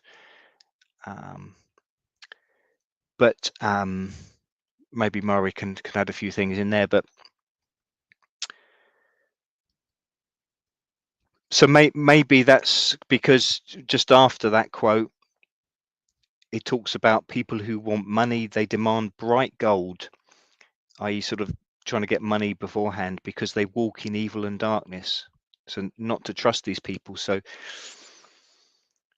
again, very very wise words. And there were more references to the golden fleece, which I think is used as an alchemical symbol a lot, and people think that's, or some may say that's what it means in the legend. I read other things where it was used in terms of trying to get gold in the rivers, and as part of Greece they used to put the fleece in across the water so that the bits of gold would get caught in it and that sort of thing.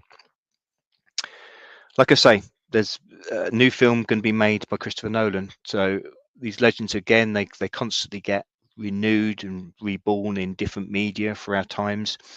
So again, there could be relevance to why now that this is being made. But these languages of myth and legends are constantly important.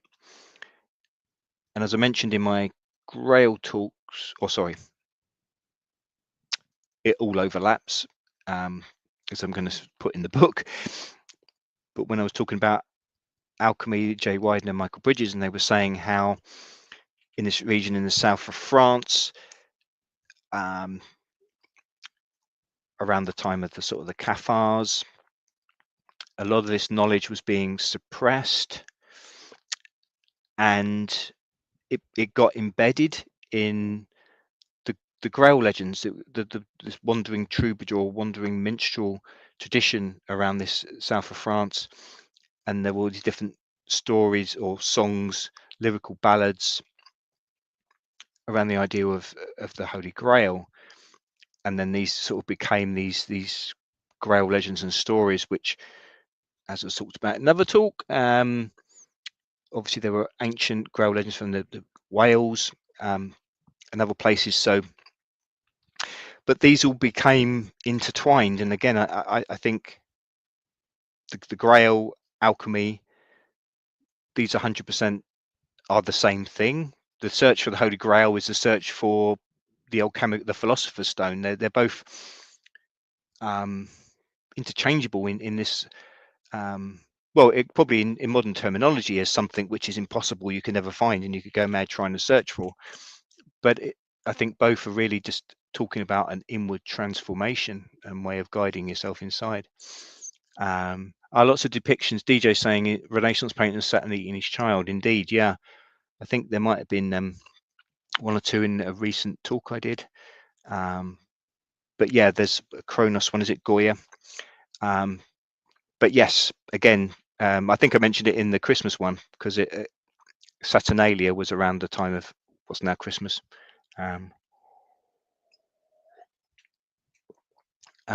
You should make a winged helmet, Johnny. Absolutely. But yeah, there's references within the language of this text, such as there's an entrance warded by horned beasts. I suppose some would say, as this is done in a Christian setting, that it could be another demonization of the pagan. But maybe it's also just this idea that ancient knowledge is ancient, and it's prior to this time in the 17th century, and long before that, long even before the Greeks and the Egyptians, and the pagan gods, the pagan beliefs were harboring this knowledge. And it's to get to this secret alchemical knowledge, you've got to get through past the horned beasts. You've got to somehow get back to the garden that was the primeval forest that was guarded by these gods of the pagan times.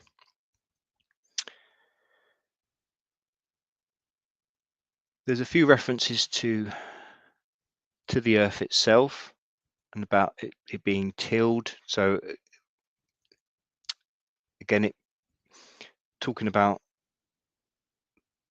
bodies in the sky, but it also brings it down to earth. Again, it's all completely interlinked. In the verse, let sturdy oxen, when the year begins, plough up the fertile soil. So again, it's very much, it's in the material, which makes sense really, because they talk about the prima matter, the base material, but also this is element of time.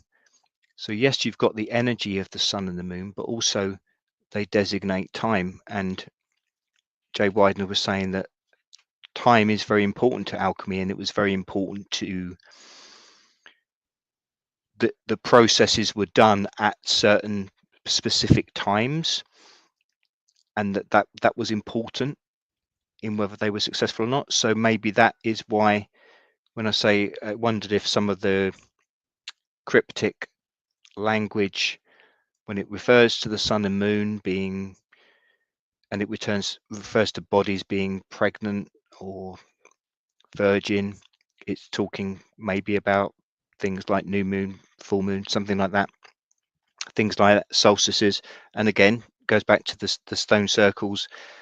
The ancient sites were all to do with these alignments of the sun and moon, and the as a calendar as well. And of course, then that relates to the earth, the fertile earth, and yes, as a lot of people also surmise, it was probably to do with a calendar for times of agriculture.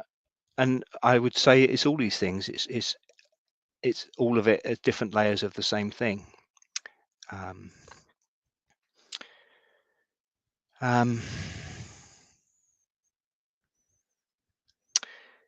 Now, just a little diversion, which I thought was quite interesting. So it says, last of all, the most precious substance is Venus, the ancient hermaphrodite, glorious in its double sex. Now, this is the goddess Venus. Now, she's got a child there. I don't know if this is the child in question, but where we get the word hermaphrodite, obviously of Greek hermaphroditos, person partaking to the attributes of both sexes. So it's taken from the son of Hermes and Aphrodite, who is Venus in the Roman pantheon. So in Ovid, Aphrodite was loved by the nymphs Salmacis so ardently that she prayed for complete union with him, and as a result, they were united bodily, combining male and female characteristics.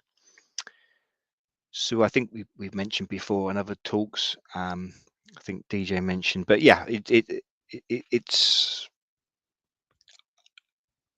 of great prominence and significance in the Middle Ages in the esoterica hermaphrodites. And so I know a lot of people have surmised that's why the powers that shouldn't be have promoted and encouraged as they have where we are now with transgenderism and all they've done there. And that's all connected up with this idea of promoting this union of the sexes, but a very different union to the conventional fertility one that's depicted in the same circles, I would say. So I just wondered, is again part of what this facet of what they're doing with the current world, is it as they're part of their alchemical working of humanity? They're trying to transform it by creating so many of these people that are, at least in name anyway, that have a combination of the two sexes. But we know, of course, again, like everything else that they do, that they're doing it as a corruption, and it's not well, you know, hermaphrodites obviously a very tiny percentage of the population, but there are some people that are born with both organs. But that's obviously something completely different to what they're doing with transgenderism. But I just wondered, again, I know it's not a completely new thing. You know, there's been talk about things like the Baphomet being of both sexes and that sort of thing, tied up with the Templars and secret societies, and that's partly as well what they're trying to get at, or trying to create with what they're doing with society. I know there's all these, like a lot of these things, they work on different levels, and of course it decreases fertility, and in general it's a just a corruption, if you like, or certainly a rupturing of what things that were considered natural and normal in the past in society. So it's all part of destructing what is the family unit, and just with the people themselves that are very confused and troubled, and it's about messing people's minds, and it's all part again of the mind control. And but yeah, probably won't go into any more of that now, but yeah, and that's quite right, Green Tree, they enjoy getting folks to volunteer to castrate themselves, and that ties up again when I've been talking before about the ancient rituals, and there were all these cults for the different goddesses, and some of them involved self-castration in this frenzy, and it was all supposed to be, again, it was some worshipping of the gods, and it was part of this state religions at the time. So there was also that, and if this is the opposite of fertility, it's destroying fertility. So yeah, again, corruptions of the natural.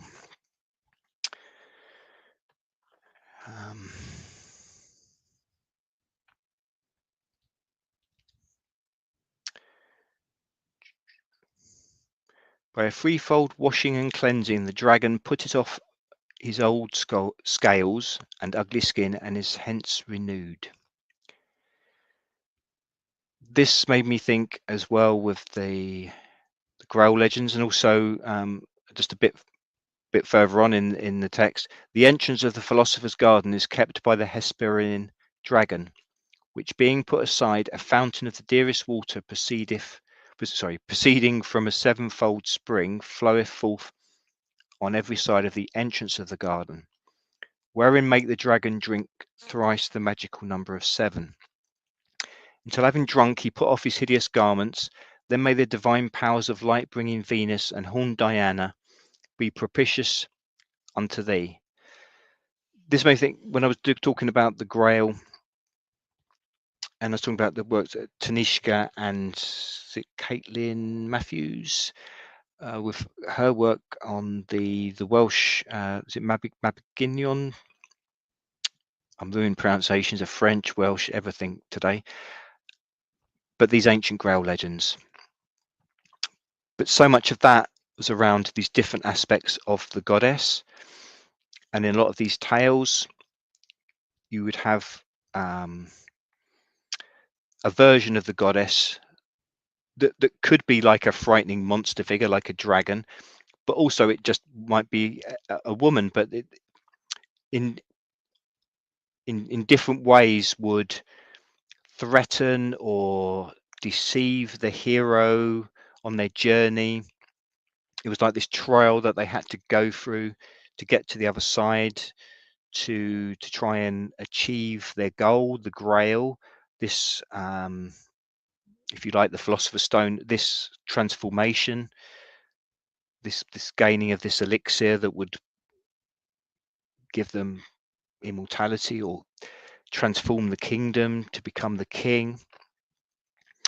So that made me think of that, with some of that language there in that text, that you had to get past this dragon to get to the philosopher's garden.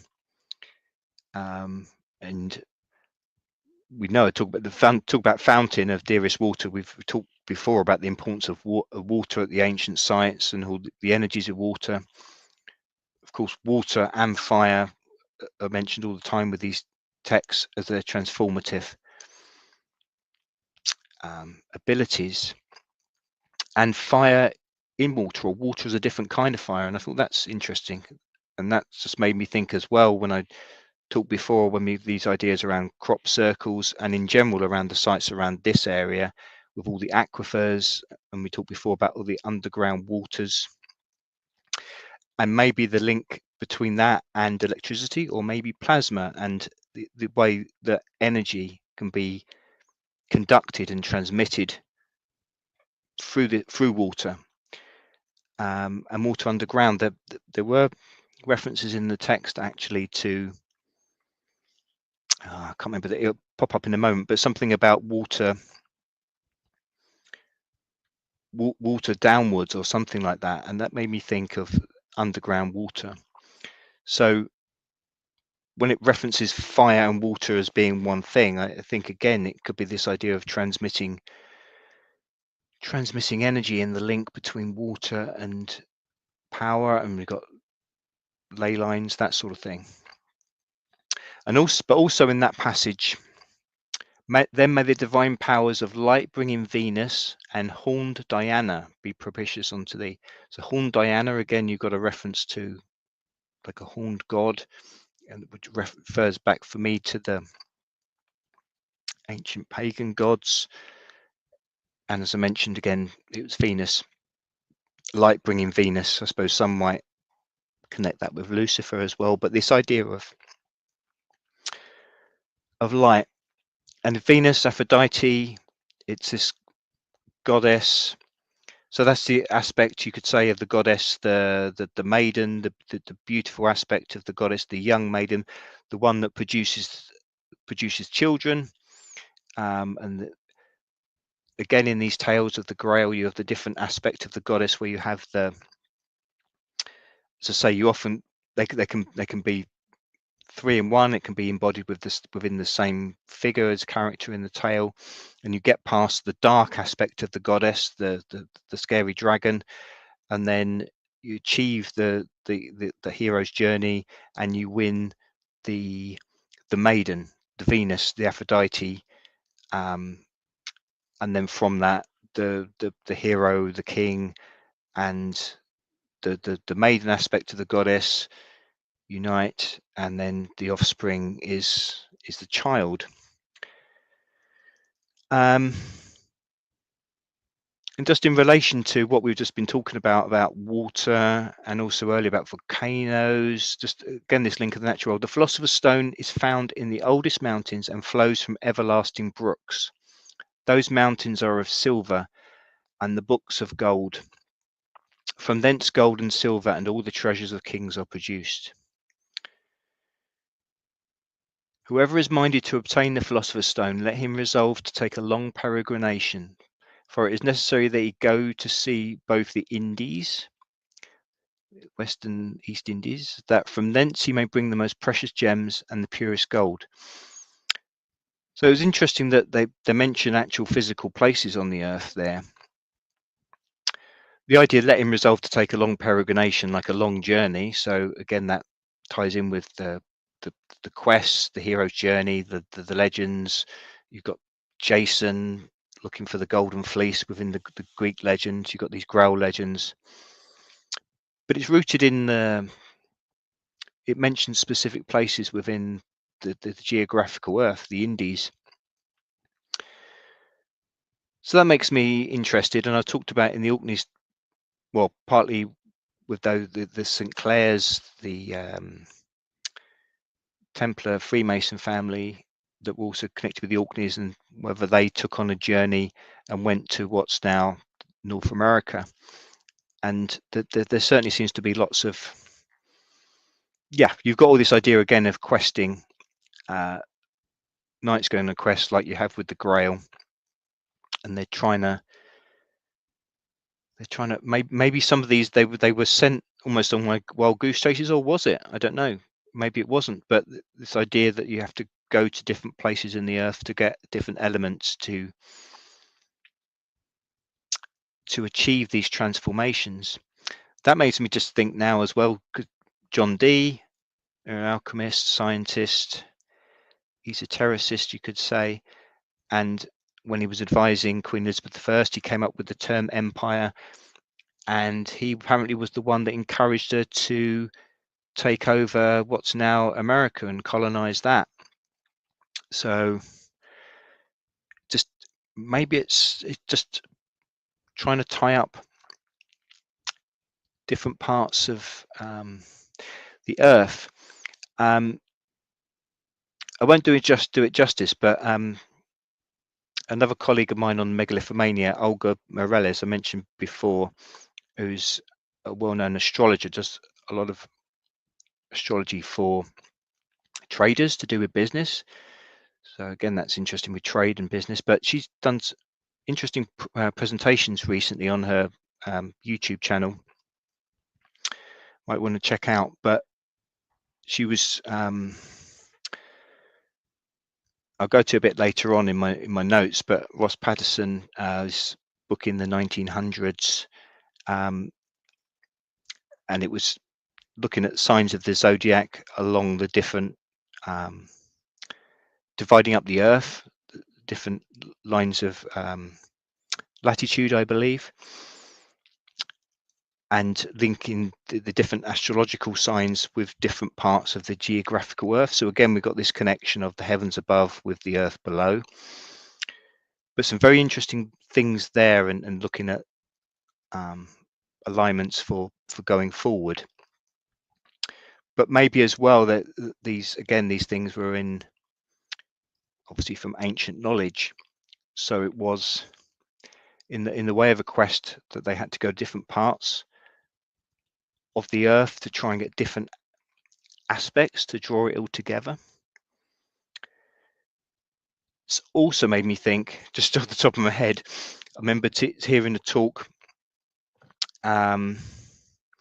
someone at a probe conference, and I think it was Butler, I can't remember his name, but he was talking about how we'd gone to different ancient sites like stone circles, megalithic sites around the world, and was sort of trying to unlock them, because some of the ideas that some have been locked. And so Pete and Tony talked about this, about the idea just in this country how at certain times, maybe under Queen Victoria and others, they were the sort of locking down of some of the energies on some ancient sites, stone circles. And this guy was talking, I think it was Guy Needler. Was it Guy Needler? I know that is a guy chap, but I'm not sure if I've got the right one who did that talk. But the idea of opening these up to releasing energy, positive energy that's needed in these times to connect to ancient stuff that was there that the old people connected into, and that's been dulled down and controlled and dampened. So maybe again that's all part of this quest, and it's very much attuned to certain parts of the earth. And of course we know these grids go around the earth and it's all interlinked. So maybe there's also a suggestion here that's going to certain places within the earth or around the earth is necessary for connecting up the energies to again achieve. And the Philosopher's Stone, maybe we're all riding on it. Maybe it's the earth in a way. I'll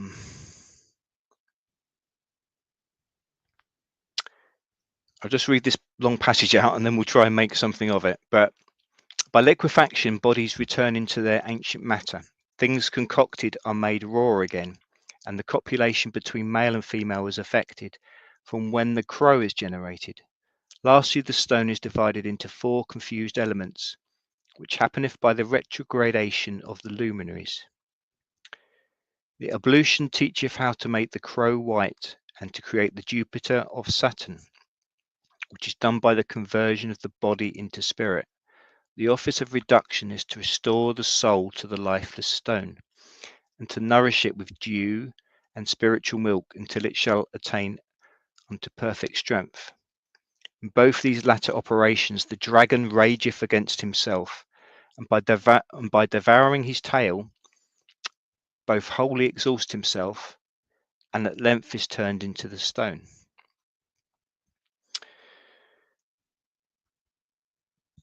Part of what this made me think of, obviously it's important, I think, this idea of bringing the spirit back into the lifeless stone.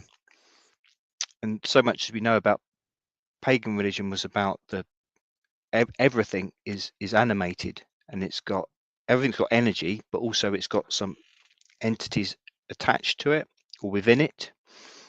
So it's this idea of maybe of getting back to this essence within everything, the world and the whole universe. So, and to me, this idea of the soul within the lifeless stone, well, again, it makes us think of all these, or to me, it makes me think of all these megalithic sites made of stone. But of course, they had those stones on those sites have got soul, or they did have, at least. As I say, some have been corrupted, sadly, and the energies dissipated and damaged. But so much as we've talked about maybe is about trying to get that soul back into the stone. And that's what so many people have become, is stone. And if you like sort of the transhumanism thing, robots, it's their inorganic material. So this idea of AI, they think, the powers that be, that they can put soul into stone, into the inorganic. Talked about this in the Homunculus talk. There's these concepts of the brazen head. Roger Bacon, who's an alchemist, was supposed to have animated so it spoke. This sort of like early ChatGPT, as I think Mind Unveiled referred to it as. So what they're about now in their science and technology, their attempts at alchemy in our present world, they're trying to make the lifeless stone and try and give it spirit. But again, I would say that's a corruption, and that's not soul that they're trying to put into it, and it never would achieve that. But certainly I think in terms of the spiritual principle of us as humans being restricted to become stone, in that people are just going through the world without truly perceiving and intrinsically connecting with what's around them. So I think this message of trying to bring body into spirit is such an essential one. But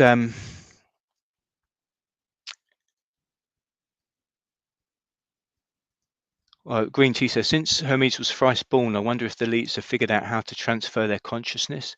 All these old elites still working so hard to amass wealth and power when they can barely stand.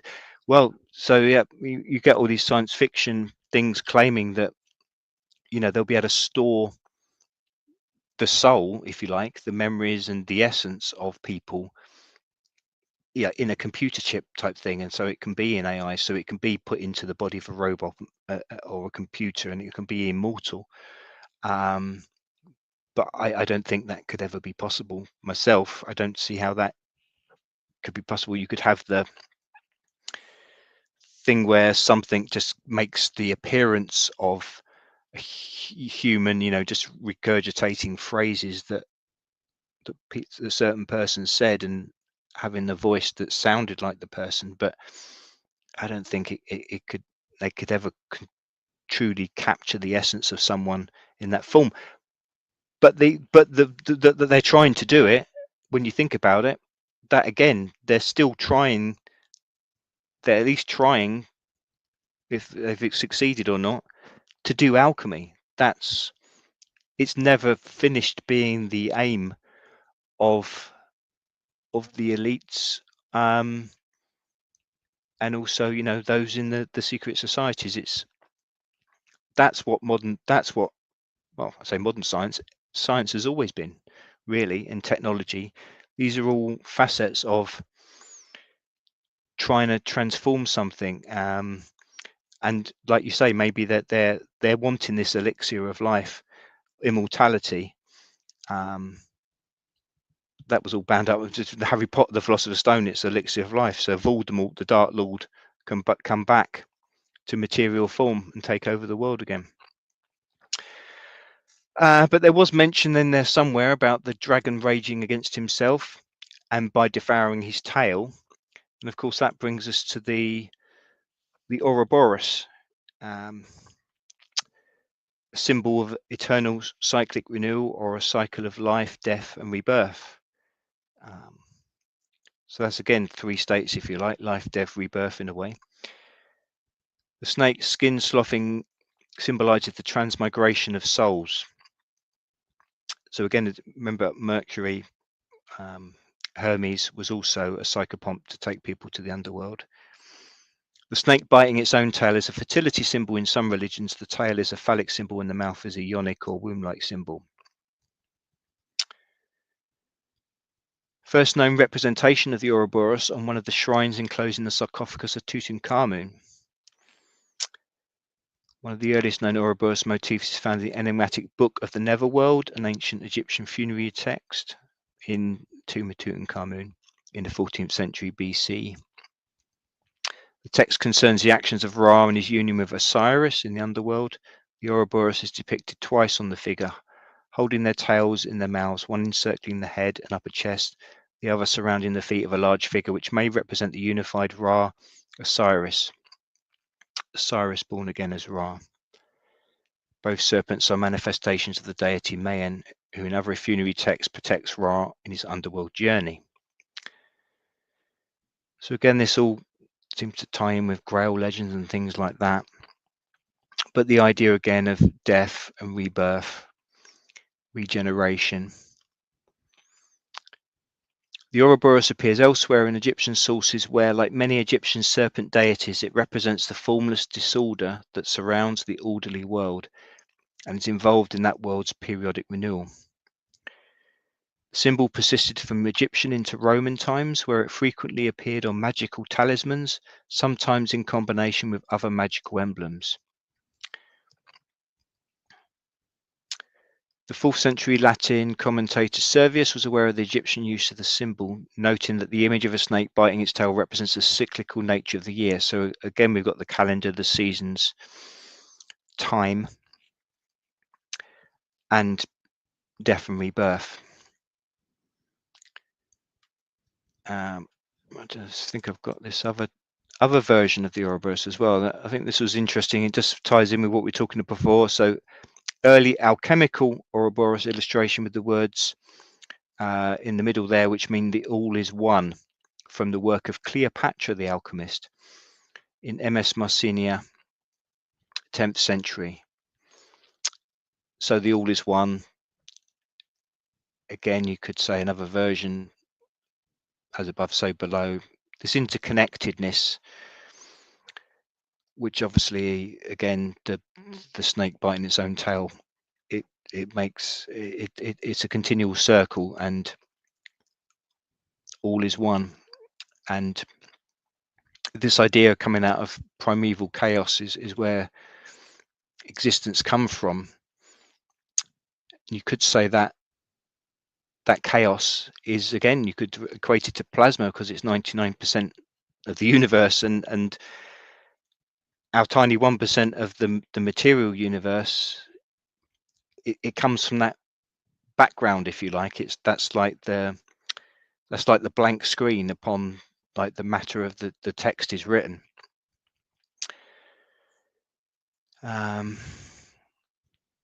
Ziamari, statue animation is the ancient AI. Now they want to put stone into the flesh for the techno-feudal overlords. Quite right. Asian Year of the Snake begins end of this month. Ah, yes, Murray, that's right. We're going into the Year of the Snake. That's quite right. Another very interesting symbolical time, maybe. So in Gnosticism, a serpent biting its tail symbolized eternity and the soul of the world. The Gnostic Pistis Sophia, around 400 CE, describes the Ouroboros as a 12-part dragon surrounding the world with its tail in its mouth. So 12 parts, again, you could equate that to the seasons.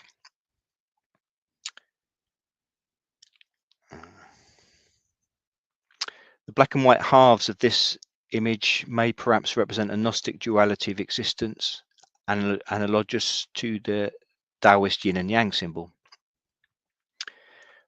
The Chrysopoeia Ouroboros of Cleopatra the Alchemist is one of the oldest images of the Ouroboros to be linked with the legendary opus of the alchemist, the Philosopher's Stone. Here we go.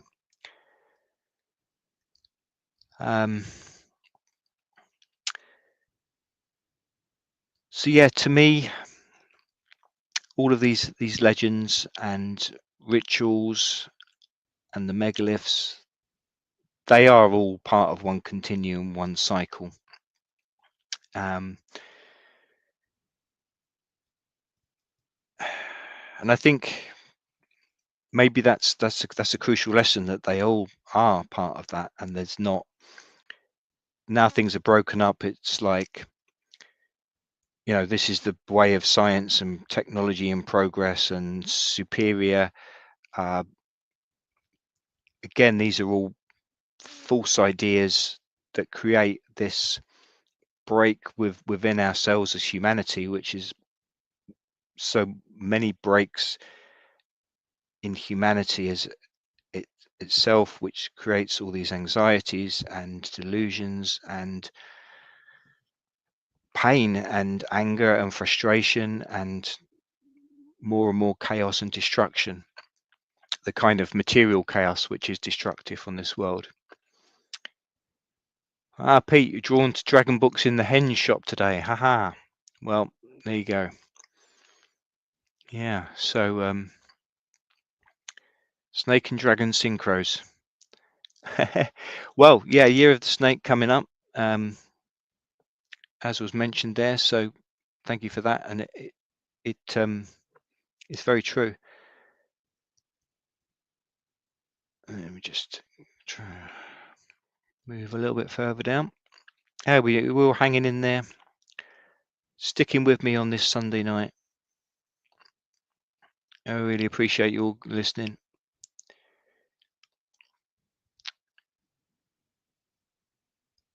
But yeah, this is something that's one of these symbols that's, like so many, that's just pervasive all over the world in all these different traditions. In Norse mythology, the Ouroboros appears as the serpent Jörmungandr, one of the three children of Loki and Angerboda.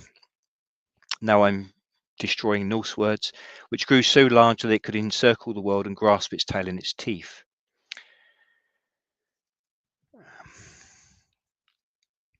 It's in common belief among indigenous peoples of the tropical lowlands of South America that waters at the edge of the world disk are encircled by a snake, often an anaconda biting its own tail. The Ouroboros has certain features in common with the biblical Leviathan. Actually, you mentioned this, Pete, in your email. You were talking to Steve in Courtyard Books and saying about the start of lockdown, how there was something moved, and he said it was He thinks it was the Leviathan. We've got another synchronicity there, Pete. Thanks, Green Tea. I really appreciate you listening. Kundalini, yes, all again. The Shakti's clearing the way. Yeah. So yeah, the Leviathan, according to the Zohar, the Leviathan is a singular creature with no mate. Its tail is placed in its mouth. While Rashi on Baba Batra describes it as twisting around and encompassing the entire world. The identification appears to go back as far as the poems of Kalir in the 6th and 7th centuries. Also in Indian thought, a Vedic text of the first millennium BC, the nature of the Vedic rituals is compared to a snake biting its own tail. And Pete got there ahead. Symbolism of the Ouroboros has been used to describe the Kundalini. According to the medieval Yoga Kundalini Upanishad, the divine power Kundalini shines like the stem of a young lotus, like a snake. Coiled round upon herself, she holds her tail in her mouth and lies resting half asleep as the base of the body. And just to mention in passing, I know Liz, the Gods of Eden that Liz has been reading out, and it's all available on the channel. Liz has spent many hours there.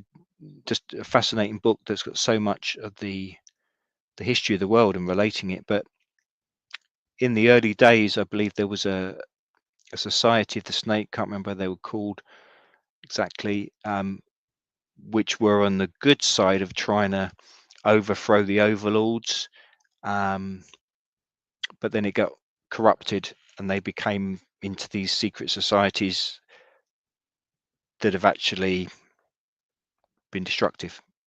I may have got that slightly wrong. Have a listen back to Liz's reading of Gods of Eden, or read the copy yourself if you've got it, if you want to be sure. But Carl Jung, again, previous talk, Swiss psychiatrist Carl Jung saw the Ouroboros as an archetype and a basic mandala of alchemy.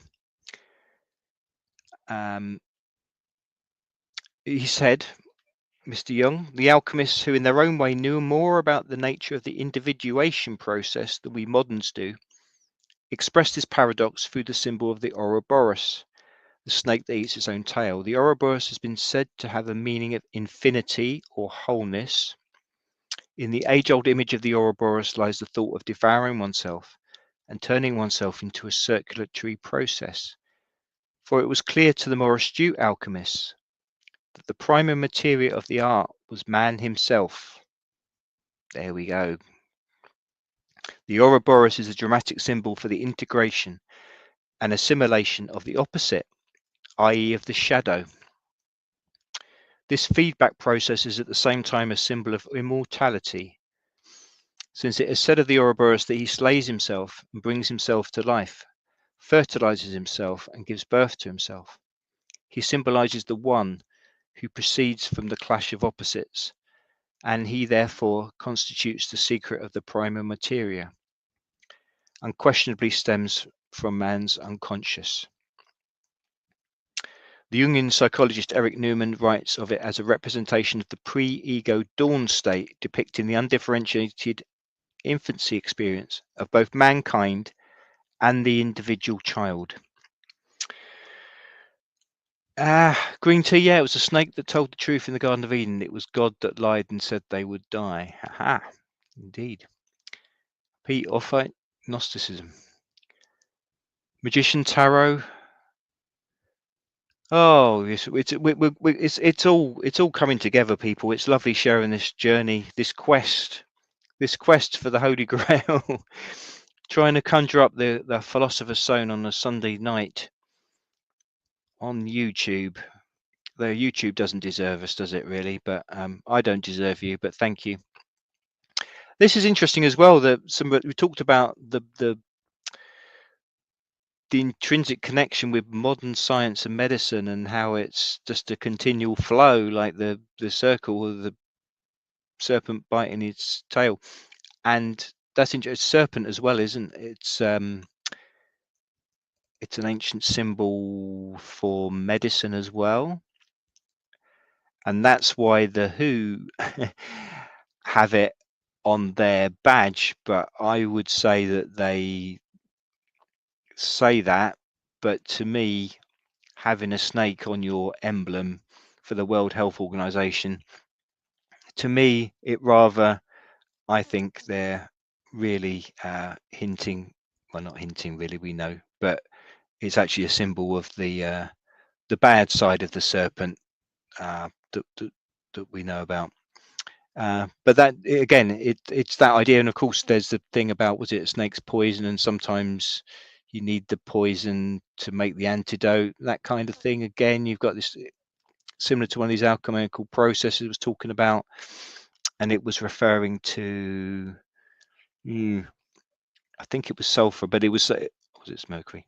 But anyway, it was saying about it could be lethal, or it could be a medicine, depending on the sort of the tinge of alchemical, the short shift.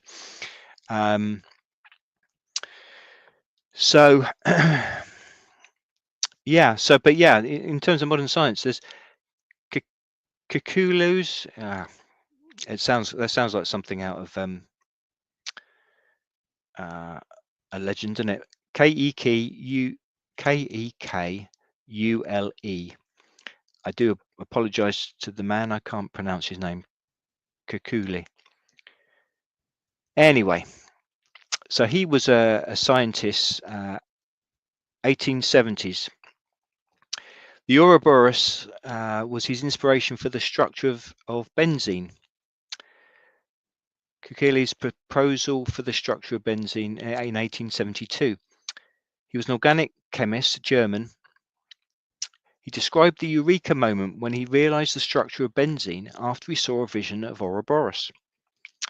He said, "I was sitting writing at my textbook, but the work did not progress. My thoughts were elsewhere. I turned my chair to the fire and dozed. Again the atoms were gambling before my eyes.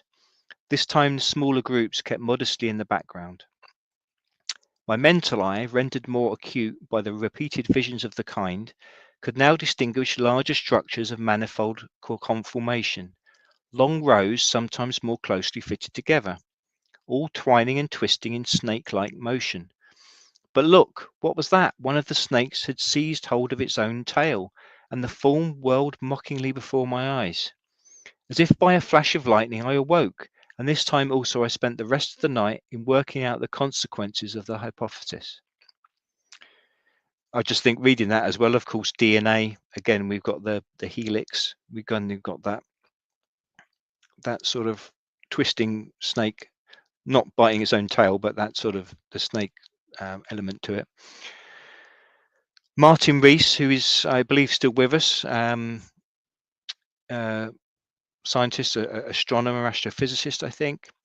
He used the Ouroboros to illustrate the various scales of the universe. Scales, different meaning of the words there, ranging from subatomic at the tail up to blah blah, whatever the measurement is, supragalactic at the head. We stressed the intimate links between the micro world and the cosmos, symbolized by the Ouroboros. His tail and head meet to complete the circle. Well, this has been something that's mentioned by many people, isn't it? The idea that you map the neurons of the brain, and the image you get looks just like the image of a galaxy, and all the stars in a galaxy. And yeah, again, all these world in a grain of sand, as above, so below, all is one. All these essential truths, all together.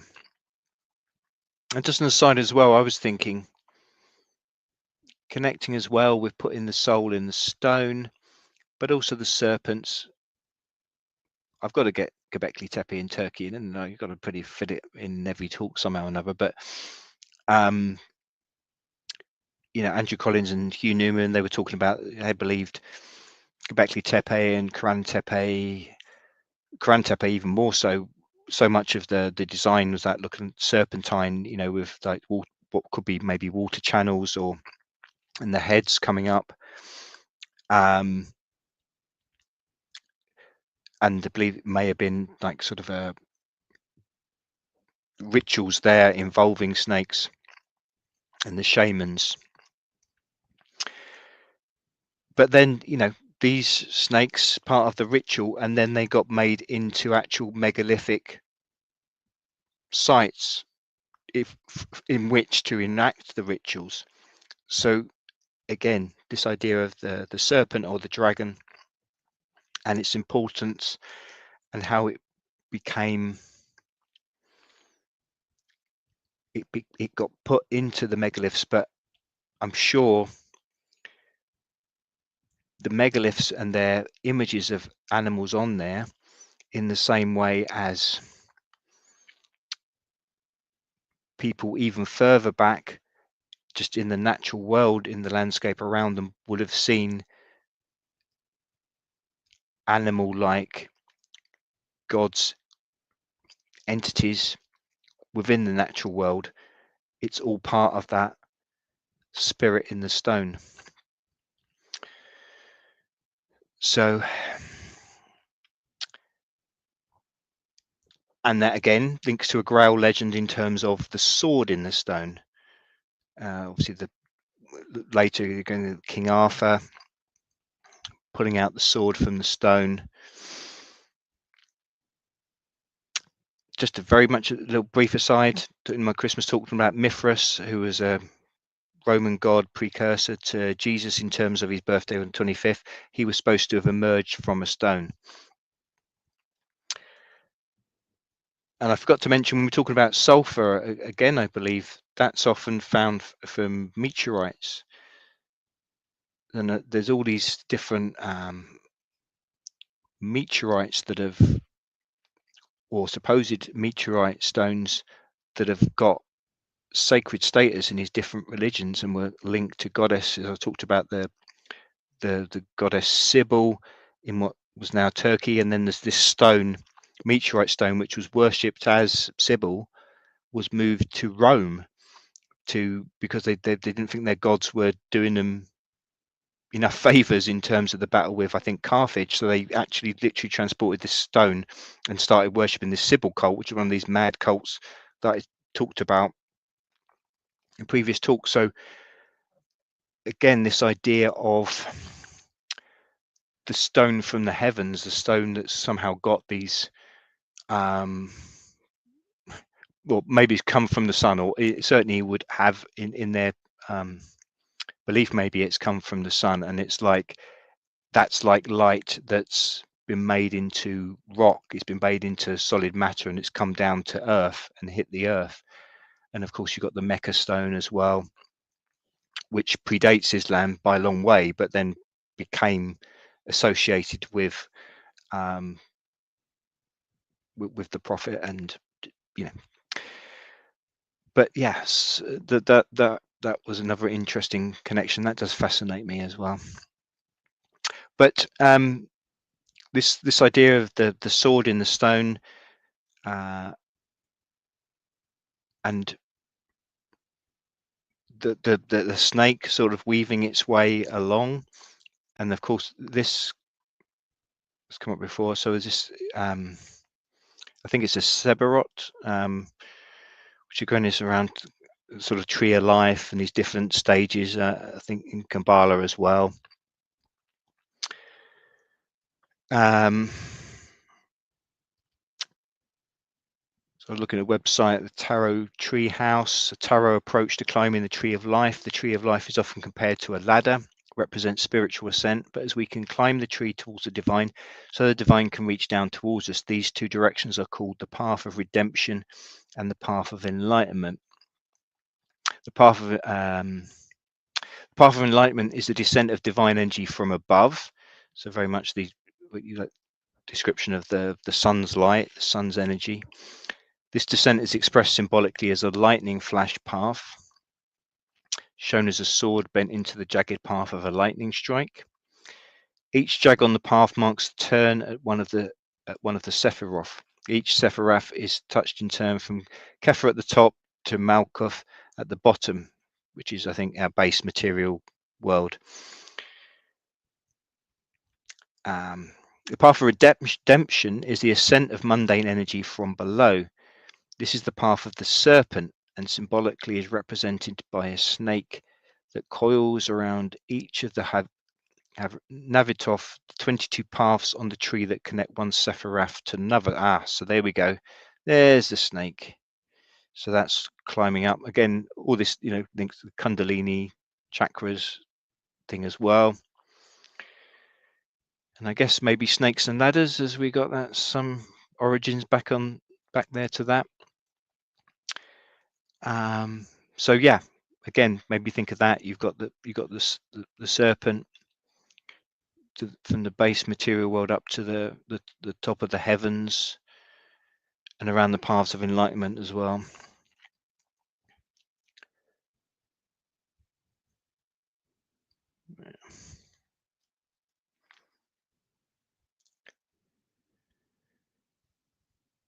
So I think, yeah, all these go into the myths and legends like the Grail stories.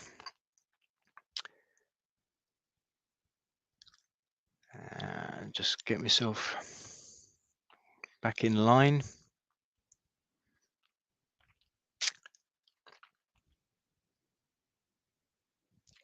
So yeah, again, I thought of this ancient chaos, this sort of primordial, what was before everything formed.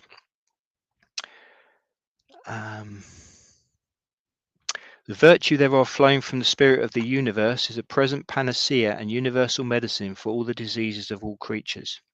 The fixed and volatile are perfectly mixed and united in the spirit, which cannot be done unless the fixed body be first made soluble and volatile. By reduction, the volatile body fixed into a permanent body, and volatile nature doth at last change into a fixed one, as the fixed nature had before passed into volatile. Now, as long as the natures were confused in spirit, that mixed spirit keeps a middle nature between body and spirit, fixed and volatile. To me, I would say that, that just one reading of that is the idea that we need a bit of both, and it's getting a balance. But yeah, there's reference to water going downwards, which made me think of the underground water, different kind of water to the stuff that comes from the sky.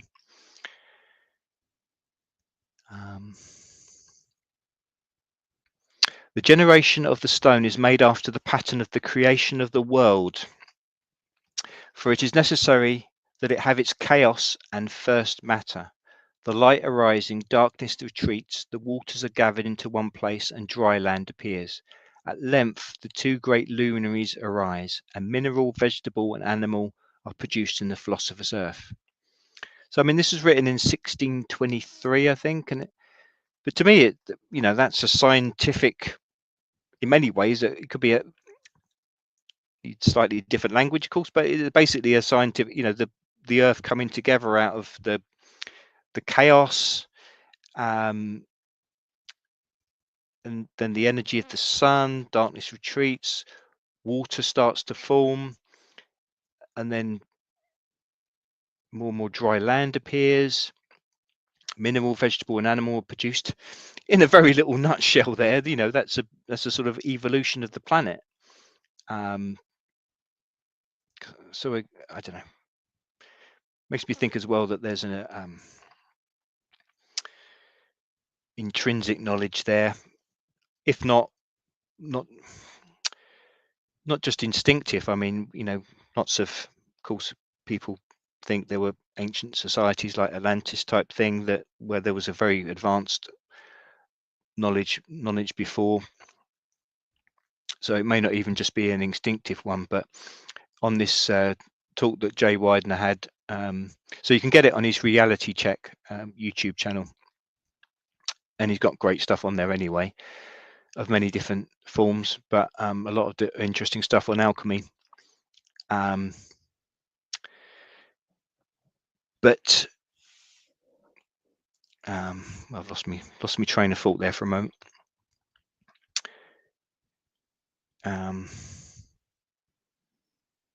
Anyway, as I mentioned before, sorry, that he talked about when alchemists talking about fire, they're talking about plasma. Oh yeah, the phrase I was going to say, he was saying that the mystics get things first. They have like a vision, if you like, of some essential truth, way of doing things. Then it's the artists with their creativity, imagination, can conceive of something. Then it gets to the scientists, and then after whoever, but I can't remember what he said, but probably unfortunately then it gets taken up by the bureaucrats and the powers that shouldn't be. But it was interesting as well, I mentioned that Kukali, or whatever his name was, and him having a bit of a vision, and then that was like a eureka moment when he was made a scientific discovery. But there's so much of that,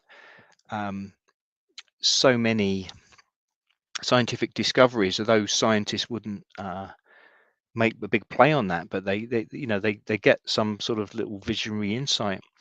I liked, I think I mentioned it in the John Dee talk in the book I read on John Dee, but he mentioned one of his inspirations, one of his predecessors, I think, Raymond Lull, and he was like a bit of a sort of mad priest guy, but he had some vision on the top of a hill or a mountain or something like that, and from that he got all this it was all this stuff around calculus, which he produced, like all this mathematical stuff on calculus, and that was that in its turn influenced Leibniz, and then Leibniz, a lot of this same work that was then continued on from Leibniz influenced Alan Turing, and then it led into modern computing. So the author of the book was saying, in a way, that this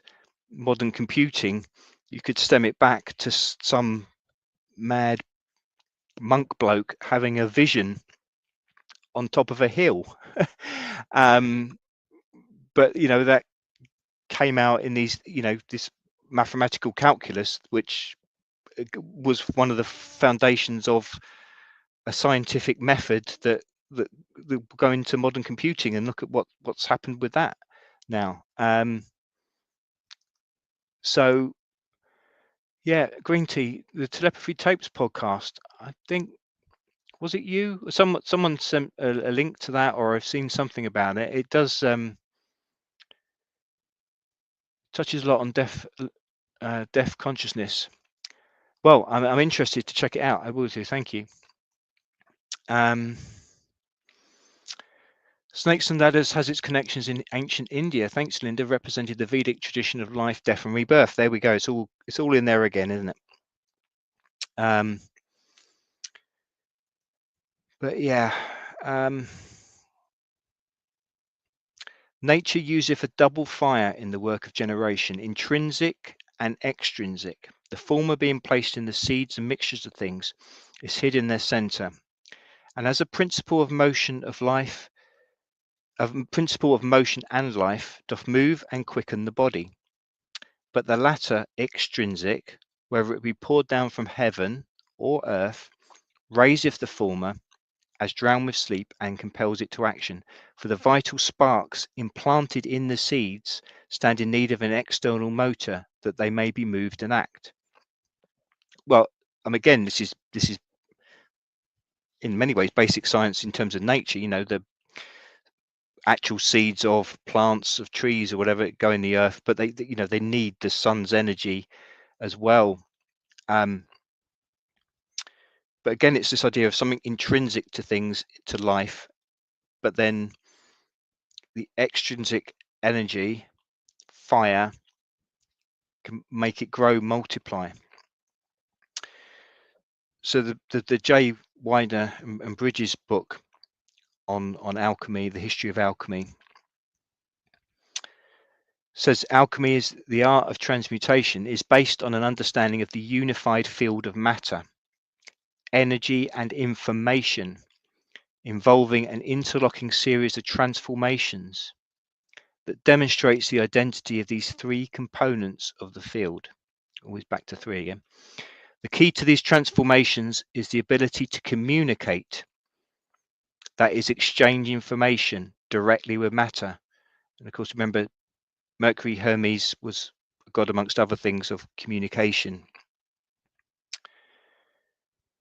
The mechanism of this communication is the phenomenon of photon emission and absorption. Light, particularly coherent light, can cause chemical reactions, and on the organic level, it can cause profound effects, such as the process of photosynthesis, where the energy of light is used to build proteins and sugars. For the last 20 years, various molecular biologists have proposed and experimentally demonstrated that all living cells emit a very weak photon pulse generated by each cell's DNA. This pulse is regular enough to be considered a form of coherent light. So there is a light within us all. And some researchers have speculated that biophoton activity is a form of language, a medium of communication. Fritz Albert Popp and Mei Wan Ho speculated in a 1993 paper that this phenomenon points to the existence of an amplifying mechanism in the organisms receiving the information and acting on it. Specifically, the living system itself must also be organized by intrinsic electromagnetic fields capable of receiving, amplifying, and possibly transmitting electromagnetic information in a wide range of frequencies.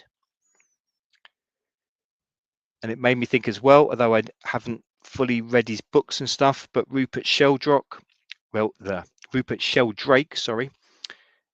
his notion of morphogenic fields, I think, again, something along those similar lines. So, yeah, I think, where are we? Not.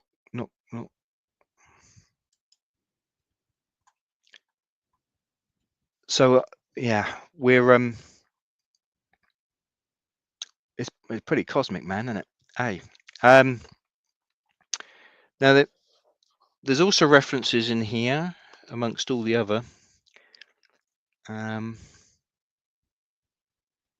Talking about a conflict of the eagle and the lion, because the lion is the strongest animal, and therefore it's necessary that more eagles act together, 3 at least, or more, even 10, to conquer him. It made me think when I was, as I mentioned, Olga Morales earlier, and I saw a recent video on her YouTube channel, and she did a very interesting video talking about New York Stock Exchange, but the Great Pyramid of Giza and the Pleiades. And she was referring to Ross Parsons, a book in 1893, The New Light from the Great Pyramid. And it had this sort of map of the world divided up to, I think, the 12 sign of the zodiac.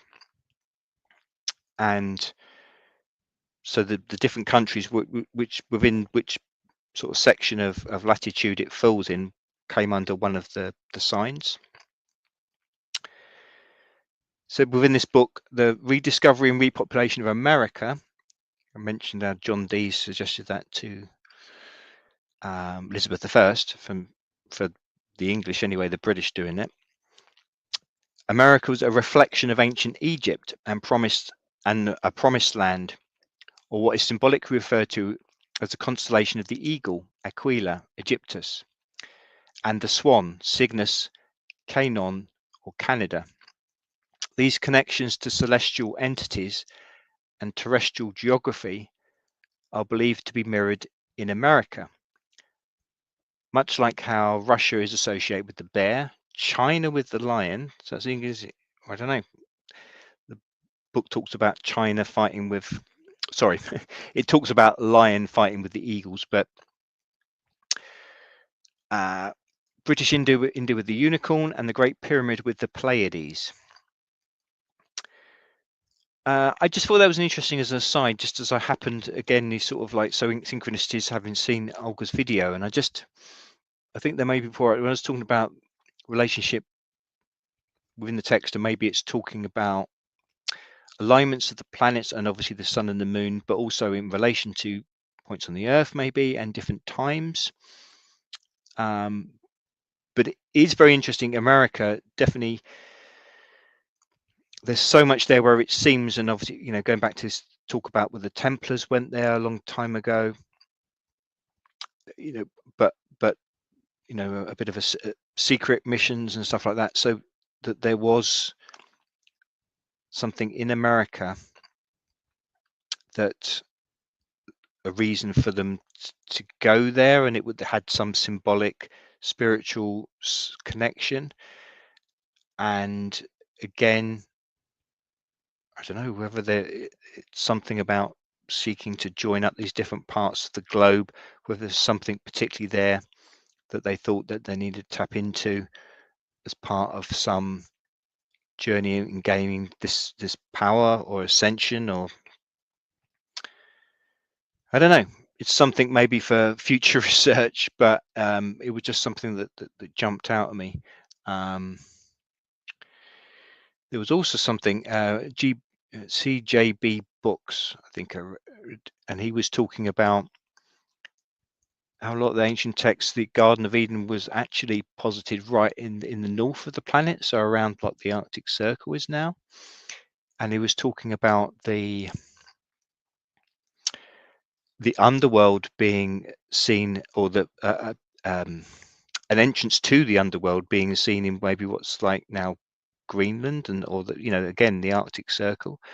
That made me think, when I was talking about the Orkneys and the relationship with the name there to hell, and I was speculating the fact that there were altar stone from the Orcadian Basin in the Stonehenge, maybe because those people associated with the Orkneys, again, obviously that's far north, although it's not as far north as the Arctic Circle, again with a key to the underworld, perhaps.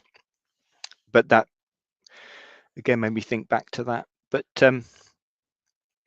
then of course I thought it was also interesting because there's all this stuff about Trump wanting to take over, well, maybe Canada, but also Greenland. So I think this CJB Books was making mention of that in relation to this.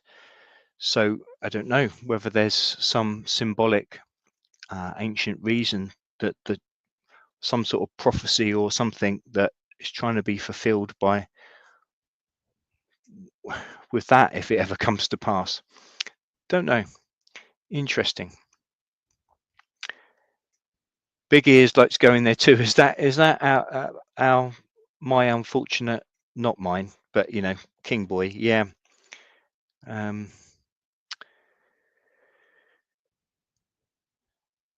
So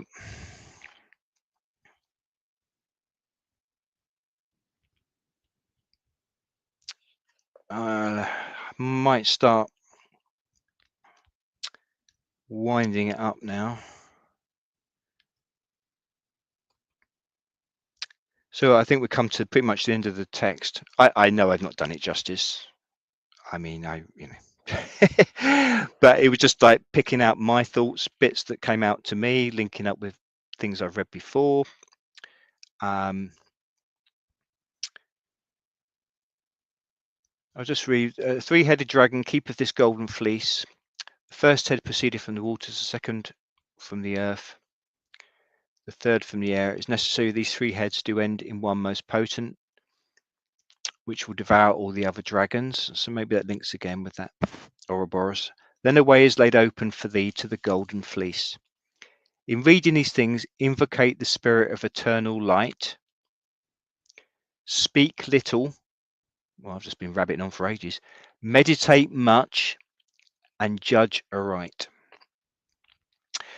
But at the end of the book, there's this. No, I can't say I'm going to decipher it or anything like that, but the signifier of philosophers with the homes of the planet. So again, it's intricate, as Mari knows, alchemy and astrology are intricately linked. John Dee was into both of them. I thought that was just an interesting symbol, and following that, when I've been talking about the relationship of time, thanks, Murray. Yeah, and it's an astrology chart. So when the importance of time within alchemy. So the appendix. The figure described is a philosopher's signifier. To every planet a double house is assigned by the ancients, the sun and the moon excepted, whereof every one borroweth one house only, both of them adjoining. In the said figure every planet possesseth its proper houses. Philosophers, in handling their philosophical work, begin their year in winter, to wit the sun being in Capricorn, which is the former house of Saturn, and so come towards the right hand.